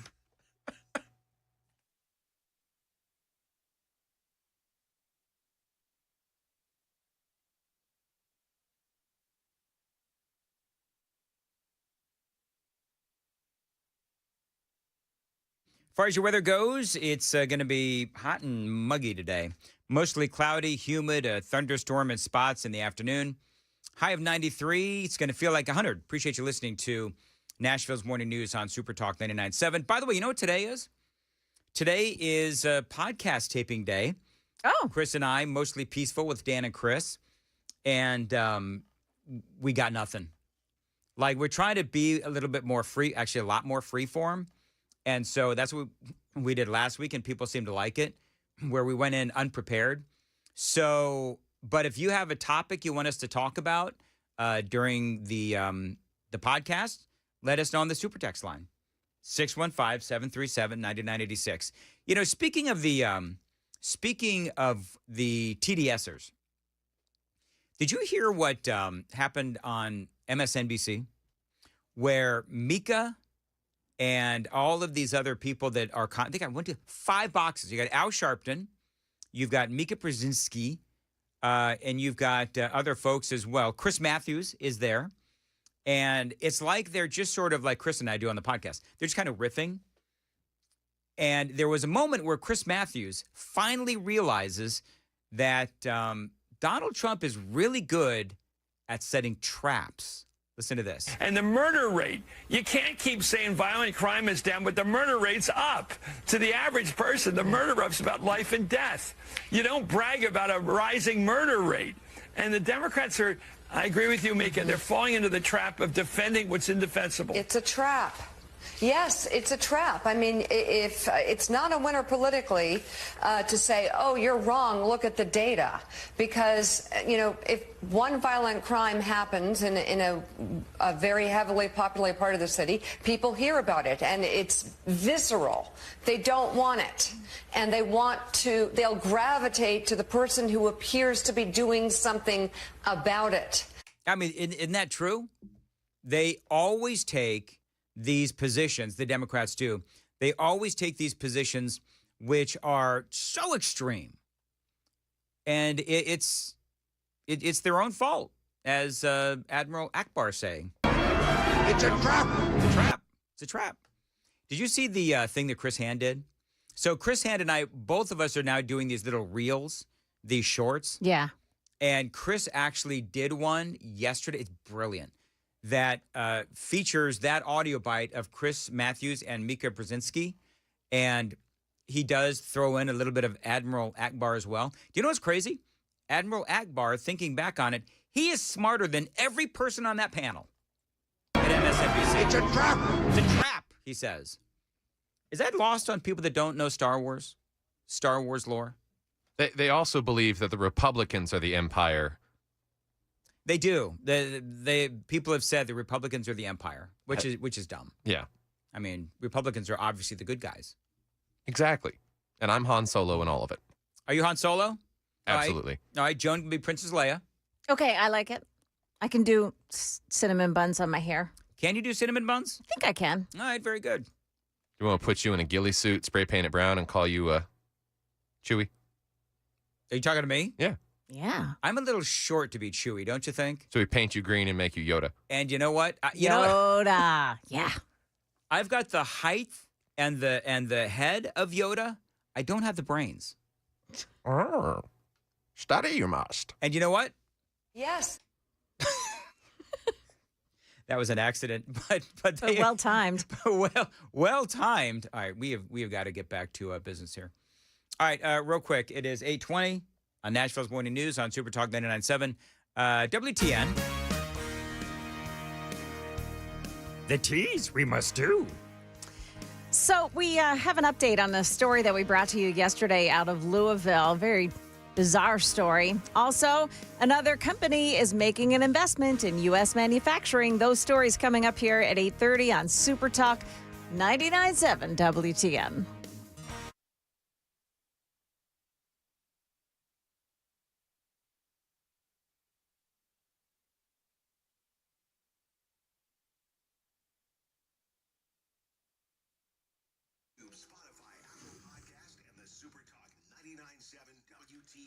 Dan Mandis here. No, the weather in Middle Tennessee can get crazy, which is why you need a backup home standby generator from my friends at the Generator Supercenter. Now, they are the nation's #1 Generac generator dealer. You get a free quote and get peace of mind when you have one installed. The Generator Supercenter does feature expert installation, 24-hour monitoring as well. Now, they're not going to leave you in the dark, and financing is indeed available. 615-879-1952 for the Generator Supercenter. Your power goes out in your neighborhood. Well, your power at your home is going to be on because of your new generator from the... Did you hear that, or was that just me? What happened over there? I was talking and a whistle came out of my mouth. Did you really hear that? I didn't hear it, Dan. You didn't hear it? No. Because Sam is laughing his arse off. Well, again, I mean, it's something that you could have just gone with. 615-879-1952. But See no. if that was audible for the people listening. 615-879-1952, Generator Supercenter of Nashville.com.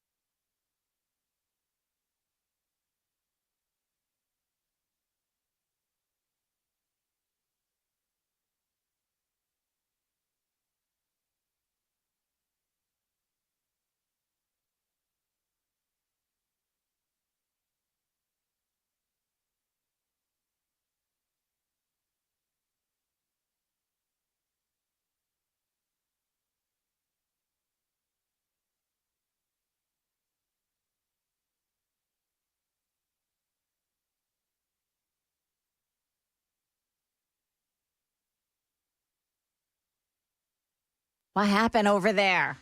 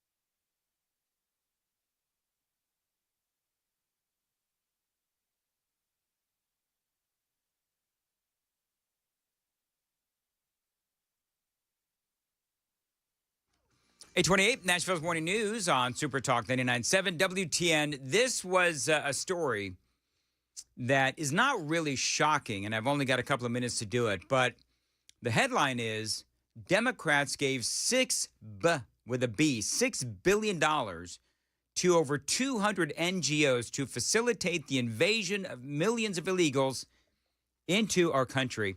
I want you to listen to this. This was testimony on Capitol Hill. The United States of America is still reeling from the worst border invasion in its history. This was an invasion that was planned, promoted, encouraged, funded, and sustained by radical elements of the previous administration. But this invasion could not have been accomplished without a colossal partnership with the NGO community. Simply put, the government just did not have the capacity to get this many people in and around the country without the support of the nonprofits. And to that end, they gave them almost $6 billion to a conglomerate of UN agencies and over 200 NGOs to do just that, according to statistics from the Center for Immigration Studies. Is there anything about this testimony that is shocking anyone that lived through the Biden invasion of illegal aliens, whether we're talking about the open borders, whether we are talking about the ever so corrupt NGOs, or the fact that $6 billion of our taxpayer money went to people to invade our country? The result was that Border Patrol became a daycare.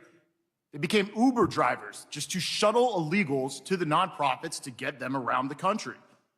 Now, the Oversight Project has led the way in exposing what I call this border industrial complex.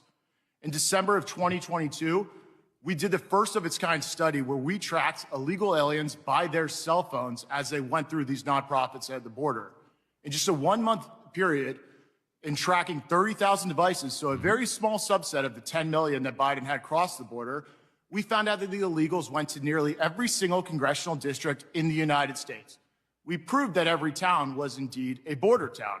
There you go. I mean, I could do an entire, not only could I do an entire segment on just that last, minute 35 seconds worth of audio, but I could actually do an entire hour on that. Maybe at some point I will. It is 8:30 on Nashville's Morning News on Super Talk 99.7 WTN.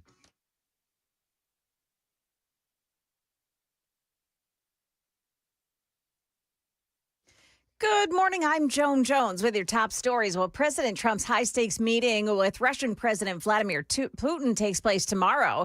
The president speaking with European allies and Ukrainian President Volodymyr Zelensky to hammer out a strategy. Reporters asking the president, will Russia face any consequences if Vladimir Putin does not agree to stop the war after your meeting on Friday? Yes, they will. Yeah. What will the consequences there will be be? consequences. Sanctions, tariffs? There will be, I don't have to say, there will be very severe consequences. But 5 minutes later, Trump acknowledging he probably won't be able to stop Putin from killing Ukrainian civilians. I guess the answer to that is no. The president saying it's really about, quote, setting the table for a face-to-face meeting between Putin and Zelensky. ABC's Rachel Scott reporting an update on a story that we brought you yesterday out of Louisville. Police there are searching for what they say is a young black male seen on surveillance video wearing a red hoodie sweatshirt and black sweatpants. Gunfire erupting near a school bus stop in Louisville, Kentucky. A woman walking a young student to school shot and killed. The shots ringing out, police say, near multiple school bus stops and young kids in the area. Police now urgently looking for a suspect. But it's not the first time this has happened in the area. Less than a week ago, on the first day of school, a 15-year-old was arrested, accused of firing multiple shots near the same bus stop. That's ABC News investigative reporter Olivia Rubin. Another day, another investment in U.S. manufacturing. The Philips company has just announced it's investing more than $150 million in the U.S. to expand production of AI-powered health technology. The money to be used to expand operations in Pennsylvania, where it manufactures AI-enabled ultrasound machines. Philips has a sizable presence in Nashville as well. Market numbers brought to you by Beacon Capital Management online at beaconcm.com. Data out this morning on wholesale prices shows a 3.3% rise on an annual basis last month, and that was more than the 2.5% expected by economists. And so the Dow Jones Industrials has started out here 186 points lower. The Nasdaq falling 55 right now, and the S&P 500 index is minus 22.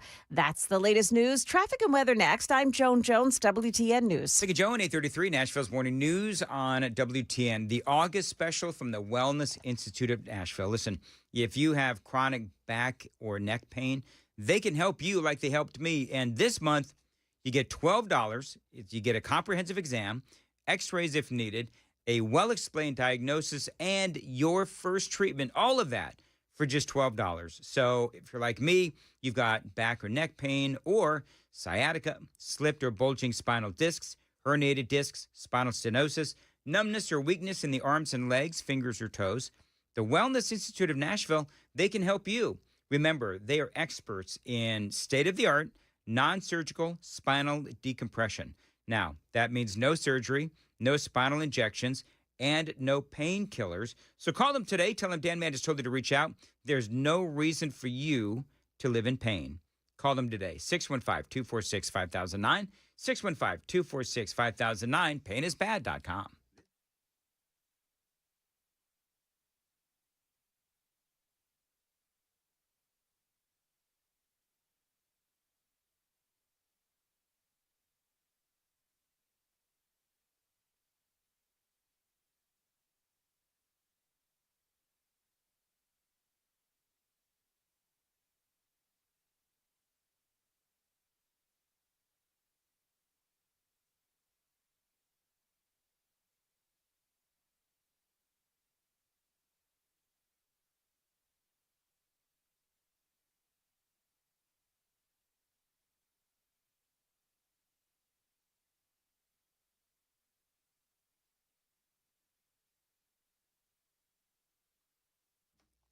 Dan Mandis here, 8:35. I want to tell you about my friends at the Glock store. Now, I'm always talking about the Glock store. What else is new? Well, I'm going to tell you.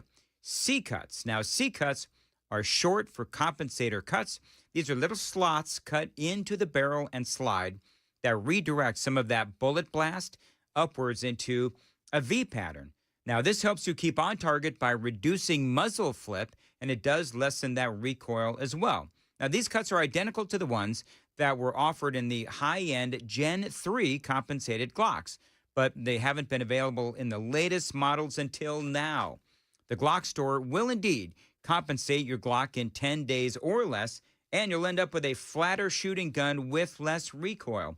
It is really pretty incredible. Now, if you want to try it before you buy it, Glock store has you covered. Just buy a sample bullet pack for $6.99, and you can shoot your choice of a C-cut Glock 17, Glock 19, or a Glock 43X. Now, there's a big difference in all of these models, but that 43X with a C-cut is simply amazing. Now, don't forget to bring your Glock in or just the barrel and the slide. You are going to want to start those 10 days sooner than later. The Glock store, minutes from the airport, worth the drive from anywhere. Find them online, shoot270.com and glockstore.com.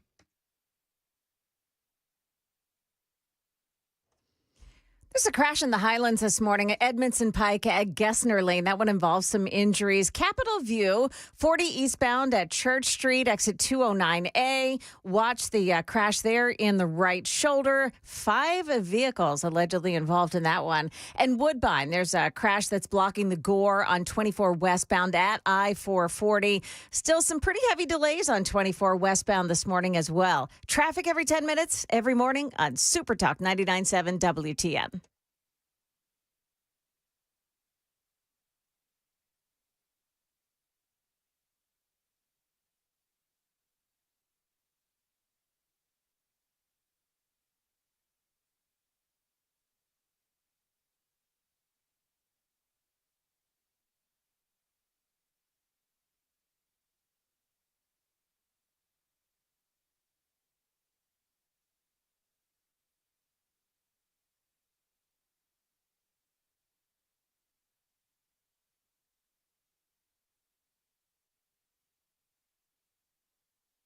.837 Nashville's Morning News on Super Talk 99.7 WTN. Good morning to you, friends. Time for the crisscross handoff. What's up, guys? With Chris Hand. How's everybody doing in here? Terrible. It's been a weird. I don't know what it is. The last 3 days has completely train wrecked in the last hour. As he smacks the microphone. As I smack the microphone. So yesterday there was, what was that word that I couldn't say? Today or yesterday? Yesterday was authoritarian. Yes, authoritarian. And Worcestershire. Anyway, don't worry. Joan's been messing up too. You hear her cracking mics during commercials? No, I didn't hear that. I heard it. Joan cracked her mic during the commercial and it went out over the air. Like, what are you telling on me for? There goes the Jersey. There goes Jersey Joan. And I forget about what happened the day before yesterday, but I kid you not. I came in today and I thought, what's going to happen today? I do. I thought that was in my head. You're setting yourself up. He looked me square in the eyes and was like, we're not going to have the mess ups today. You know, I did. We got Little League starting, and one of the things that we're telling the boys is, don't get in your own head, Yes. And I think that you should take some of that advice. Don't get in your own head, Dan. I know, but there's lots of room up there. All right, so I don't even know how to go through everything that happened or how we can even address everything that happened. Because one of the things was an unfortunate slip on my end, which if you heard it, good for you. Chris heard it. He sent me a text in the middle of the last segment. Did you really say?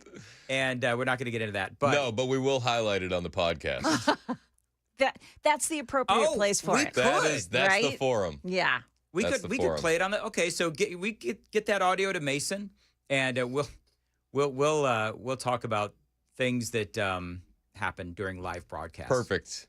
So I was doing a commercial, and I kid you not, I heard a whistle come out of my mouth in the middle of a word. Now, I didn't hear it on the air. You didn't hear it on the air. No. Some people heard it, some people didn't, but Sam has it, and this is what cracked us up. I'm in the middle of a spot. Yeah, I isolated and amplified it a little bit so you can get a clear picture. I have a theory. All right. At your home, okay, home. That's where I said home, and it developed into a whistle. And so then you lost it. You could not finish the commercial. I cannot leave it alone because in my mind, the entire world has heard me. By the way, I don't know how to whistle. Like I can't whistle. You've never done it? No. I can't do it if I try, but I can do it accidentally. Give us a try. Unamplified? Yeah, give us. Yeah, hold on. Yeah, let's hear it unamplified. Let me see how it sounded in real life. Power at your home. Yeah. You can hear it. I think it was a ghost. No, I didn't. All right, Joan, did you hear that? I heard it very lightly. I couldn't let it go. I know. I couldn't let it go. It's because you saw me reacting. It immediately threw you off. I saw Sam fall out laughing. Yeah. And then I, of course, in my head, I believe that was, incredibly loud, and the entire world now is laughing at me because I inadvertently whistled. And power at your home. That is so funny. And I can't. I don't get how that happens while you're pronouncing the word home. Oh, I do. Home. Do it again. Home. Okay. I will never be able to replicate or duplicate what I just did in the middle of that commercial. But it's like, this is the third day in a row that the 8 o'clock hour has train wrecked. I don't know what's happening. Tomorrow's Friday. Don't worry. You're almost through this. You only got one more day of it. It'll be the best Power tomorrow. at your home. Yeah. Oops. That ever happened to you, Joan? Oh, heck no. No? Okay. No. All right, stop it. Because Sam is really good at technical stuff. When I call Sam, that's going to be his ringtone. That's hilarious. You got to put it on the board as a hotkey. Just out of nowhere. Oh, yeah. Just for us. I could loop it back and make it a cat call whistle. You know what? Murphy would have way too much fun with that, too, by the way. Hey, let's call Mandis. And he just, play that as a little hotkey thing. The Murphy Show now all night long. Yeah. Yeah. Jackson. We were talking earlier. Does Jackson even know what he did? I don't think he's up yet. I think it's a conspiracy. Do you? I think that they're trying to up their YouTube numbers, and they said, you know what we do? Just leave it going all night long? Leave it going all night. Oh, that's pretty smart of them. I know, but I would like to let them know we operate in averages around here. Apparently, So really, you hurt yourself. If you, Yeah, true. Even if you sign out of the computer, because like we're going on a restart the computer every night type of thing. Apparently, signing out of the computer doesn't stop it either, because I had to Really? shut it off. That's insane. All right. Well, there you go. I felt for the 10 people watching. It was so weird. There was like constantly 10 to 15 There were 10 people to, watching. 10 people. I was on there like 1 o'clock this morning, and I was like, who's watching this? I don't, it's like, you know what? They were anxious for me to come on 4 hours later. They wanted to make sure they didn't miss a whistle or a word coming from your humble The host. anticipation was palpable. You know what I mean? That's exactly You could feel that excitement building in the YouTube chat. They know they happen to know somehow Joan had verklempt in her chamber. Hit like and subscribe. You really think she said verklempt? I didn't think she did a good job at all. I just think she did a terrible job. Excuse me. Yeah. I, of course, made it worse. What I said. Well, I mean, of all the things that she should say, like on Coffee Talk, they were Jewish New Yorkers, so you Right. feel like she should be able to lean into that a little bit better. Apparently you can not. talk amongst yourselves. Okay, Like that. I like that. So if you want to know what I then said in response to Joan, to make it 1,000 times worse, you've got to listen to the podcast with Dan and Chris. Yep. Never miss a promotional opportunity. Never do it. Never let a crisis go to waste. That's exactly right. Did you hear me throw down some Yoda, though? That was pretty good. I was a little embarrassed for you. Wow. Why? Because that was good Yoda. And you totally jacked my Admiral Akbar, by the way. He jacked that so fast. I'll take responsibility for that. though. You know I gave you credit. Yeah, I heard the credit. Okay, you. But it was after, I made sure it was that I after a credited you. full-time jack move. That's okay. Felt like I was in the streets of D.C. and somebody just took my car. You know what? It's on the internet. I can use it. Okay, fair. That's exactly right. So, no, I was talking about how great your videos are. We're having fun. We're having fun with the videos. So, when I got up this morning, my outrage video, and by the way, if you haven't checked out Chris or mine, our videos, our little reels, the shorts, the shorts. Follow me on Facebook or YouTube or not YouTube, whatever. They're all my socials. You're not doing YouTube? You got to make your own channel. I don't have channel. my own personal YouTube. Should I? Yeah, absolutely. Do you have your own personal? I YouTube? do. Okay. I do. Leverage the heck out of it. Okay. Maybe I will. But anyway, Chris and I are doing shorts, and one of mine got to 100,000 this big morning. time. And then what did Sam say? Sam totally burst my bubble because I said, "Hey, Sam, guess what?" And then he says, You know, Dan, just to humble you, there are people who have injured their groin areas with millions of views on the internet. Just saying. It's true. "Yeah, it's true." We So- should do that for the next video for you. Nut shots. Sure. That visual in my head, I cannot get rid of now. I'm Thanks. sorry, Joan. No one asked you to visualize it, Joan. Chris did it. Play a little Rochambeau on the Mostly Peaceful podcast. All right, moving right along. What do you have for this, Chris? Juicy Smollett, he's back in the news. Juicy's back in the news? Juicy is back. There's a Netflix documentary coming out on August 22nd, and everybody's just very excited. It's called The Truth About Juicy Smollett. Well, the truth is he lied about getting mugged by a couple of guys with Trump hats on with nooses in the middle of the coldest day in Chicago. And while he was getting Subway. While he's getting Subway. I thought that too. Yeah. Isn't that weird? It turns out, Juicy's saying the villains are the two people who assaulted me, the Chicago Police Department, and if I may be so brave, the mayor. The mayor? Didn't he write those guys checks? I guess so. Well, yeah. paid him. There was the two Brazilian, were they Brazilian guys? They were Nigerian. Nigerian. The Nigerian brothers, if I remember correctly. This is MAGA country. So, Smollett reiterated his claims that he was attacked by two mass supporters of Trump who shouted racist and homophobic slurs, placed a noose around his neck, and poured bleach on him. Because you always have those things handy. Yeah. At 3 you do. a.m. 3 a.m. Wasn't it the financial district of Chicago?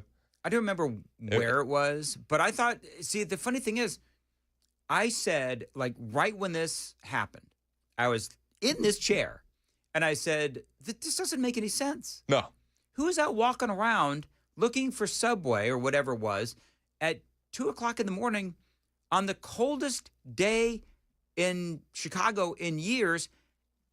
And what two guys are walking around with bleach and a noose, just thinking they're going to meet up with some random dude? What two guys are walking around with MAGA hats at that time in Chicago at 3 a.m.? Right, because they're bleach and noose aside. None of it made any sense. And I had a guy that, started yelling at me on Twitter saying, oh, my gosh, I can't believe this actually happened. WTN talk show host, he's a racist and all that kind of stuff. You got to start going and digging back through your old tweets and then just quoting them and saying, didn't age well. Yeah, I could. You should spend an afternoon doing that. But Smollett is actually saying, no, his story's still true. And the city turned against him to distract from other scandals, including the fallout from a 2014 police shooting of a teenager. He said, could it be that they had just found out about the missing minutes and missing tape from the murder of Laquan McDonald? Could it be the mayor helped hide that, Smollett asked. Wow. Smollett asked. We're living in a world where the higher-ups, their main mission in order to do all the underhanded things that they're doing is to distract us with the shiny object. Even though there's security footage of the guys buying the gloves and the ski masks with the money that he gave them. Yeah, that's the thing. There is so much overwhelming evidence. Who is giving him a show? Netflix is doing a documentary. Oh, Netflix. People are going to watch That's it. so typical, Would you? Okay, so hold on. You think people would watch that? I would watch it. I'm going to watch it. Well, you watch it to hate watch, like people hate listen to us. Joan, would you watch it? Yeah, I think so. All right. I wasted my hate watching with the Hunter Biden interview. Yeah, there's a lot of wasted hate there. Sounds better than anything the Obamas produced. Didn't they lose that Netflix deal? Did they lose it? I don't know. I think they did. They had a bunch of money. Well, yeah, just like Meghan and is it Meghan Markle? Yeah, Merkel. Merkel, and her husband. Yeah, what's his name? The ginger. The ginger. Yes. No, the they're ginger. still producing. Are they still the Obamas? Yeah. Okay. How do we not know that? Because we don't watch it. Because we don't watch it. But Merkel and the ginger, they lost their deal, right? Merkel and the ginger. Yes. Ginger. Oh my God. South Park did an excellent episode on them. Merkel and the ginger? Yep. Why can't I remember his name? It doesn't matter. What is his name? Despair. Harry. Harry, thank you. See, I was going to let him flounder for a little bit longer, Sam. Whatever. What? I was hoping he'd say something else after I said Harry. Are you going to watch this? We should do this. We should do a watch party for a podcast. Oh, I like that. That's a great idea. That'd be Chris. fun. Actually. Yeah. By the way, Randy, wait, what did you say? We should have a watch party for one of our podcasts. We'll just review it in real time. I think that's such a good idea. Are you telling about people? Well, watch party for the Smollett thing? Yeah, me and you. Okay. On an episode of Mostly Peaceful. Oh, we'll got watch and we'll react in real time. Oh, that would say it slowly, Chris. That would be fun. Dan probably thought you meant watching your own podcast and I thought you reacting to meant it. having people come in and watch our podcast being taped. Oh, which, you like that idea too? Nope. Randy says no, because you know why? Because inevitably, because I am a man of a certain age, we have to stop the podcast so that I can go to the bathroom. This is true. We should start doing over-unders for how many bathroom breaks Dan needed during the podcast. How many minutes before Mandis has to run down the hall? And we'll play Price is Right rules in the comments. Randy says, that's fair. I'm in Illinois. No facet of the Smollett story makes any sense. The most absurd is any two guys ever wearing MAGA hats in downtown Chicago. Whoa, Randy. What are you, some kind of bigot? Chill, bro. There was obviously a hate crime. Mm-hmm. Oh, I'm not going to. Don't read that one. No. Got a little insensitive there at the end. Started strong and then fell off. Yeah. I'll leave it alone. We're going to leave it alone. Should we read it on the podcast? No. Oh. No. It's that bad. No, I'm just going to say this. I have a personal thing where I don't ever talk about other hosts unless I'm praising the other hosts. And somebody's talking about another host. And I'm not going to, get into all that kind of stuff. Well, so I'll tell you what, though. If they got something mean to say about Murphy, I'll read it on my show. Will you? He called me yesterday when I was on. We were talking about this earlier. Murphy called me when I was. You were drugged up, I heard. Heavily drugged up. and I'm on my ZQL, and I'm just like right there. I'm like right there. And phone rings, and it's the WTN hotline. And I'm like, oh, God, what does Murphy Show want now? Because I don't know. And by the way, I love going on with Matt because it's always funny. And he was asking me about In-N-Out and which In-N-Out burger is going to be opening soon. Did anybody else realize how quickly Dan dropped us from the morning show? And now he's going to go to In-N-Out first with Matt Murphy? I included everybody. That's what all of a sudden plans changed. I knew you would bring this up. What did you call it? Your Dan mandate? That's pretty good actually. A Dan mandate with Murphy. Yeah. But I said I'm not a fan of mandates. I said, listen, Chad can come and Chris can come and Joan can come. No, actually, notice how we're at the end, John? Right. All the way. No, I said everybody could end. come. We could have a big big thing. It just so happens that all you guys are going to be busy during me and Matt's. They'll be feeding Dan each other mandate. hamburgers. Yeah. Twist their arms around each other. We'll be feeding each other French fries. You know, that whole thing. Yep.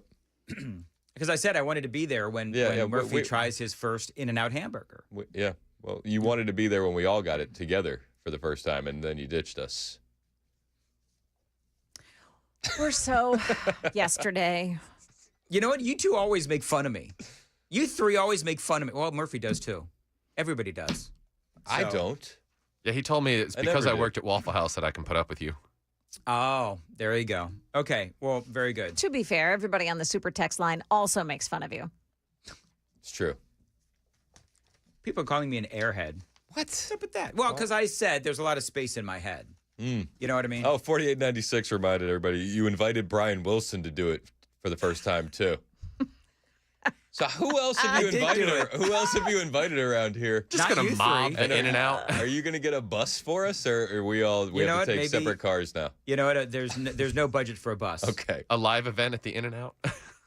See, that'd be fun. Actually, it would be fun. Actually, you know what? You'll be on the air, so maybe Chris and we can, or I should say, Matt and I can call in to your show, and we'll broadcast live as Murphy Show takes that first In-N-Out bite. We could totally do that. Stream I think it that'd through be Google fun. Meets. Yep. We could stream it through Google Meets. Yeah, we could do that. So I think that'd be fun. All right. Have you ever had In-N-Out? Yes. Okay, so Murphy's never had it. Okay, So but you invited me first. I invited you too? Yes, you invited all of us. I think Malinoff still has an invite somewhere. Oh man. I think I invited Mac Morey too. Mac Come Morey. back in from Kansas City. Come on, Mac. All right. Are we done here? I think so. Okay, we were more than done, as a matter of fact. Yeah. Do you want to invite anybody else to In-N-Out real quick? You know what? Matt, you know what we'll do? Matt and I will announce the date that we're going to go to the Lebanon In-N-Out. Okay. And see if anybody actually shows up. That'd be actually Perfect. pretty fun. Murphy will be the guy in a hat. Why do you say that? That's what he always says. He'll be the guy in the hat? Yeah, he says, "Oh, I'm gonna be here this weekend. I'll be the guy." Do you listen to his show? Yes, I do, but I'm asleep for like 3/4 of it. You're one-eyeing it. Joan, please help me. What's happening? President Trump's new plan for Washington, D.C. Also, why the markets are tanking today. That's coming up here at 9 o'clock on Super Talk 99.7 WTN. United Structural Systems. Listen, I've been telling you for years about USS. They are experts in waterproofing, concrete leveling, and foundation repair. Now, this is a great company. They've helped me several times with my home, and that is why I proudly endorse United Structural Systems. Now, I'm one of 30,000 satisfied customers, and this recent review on Google says it all. He says that the USS was highly professional. The crew was phenomenal from start to finish. They treated his home as if they were working on their own. And he does give USS 5 stars all the way, and so do I. United Structural Systems, they're not going to charge you for any unnecessary repairs, and you won't pay a dime until the work is done, and you are a satisfied customer. Call them. We guarantee our best. 615-488-7855. 615-488-7855. USSTN.com.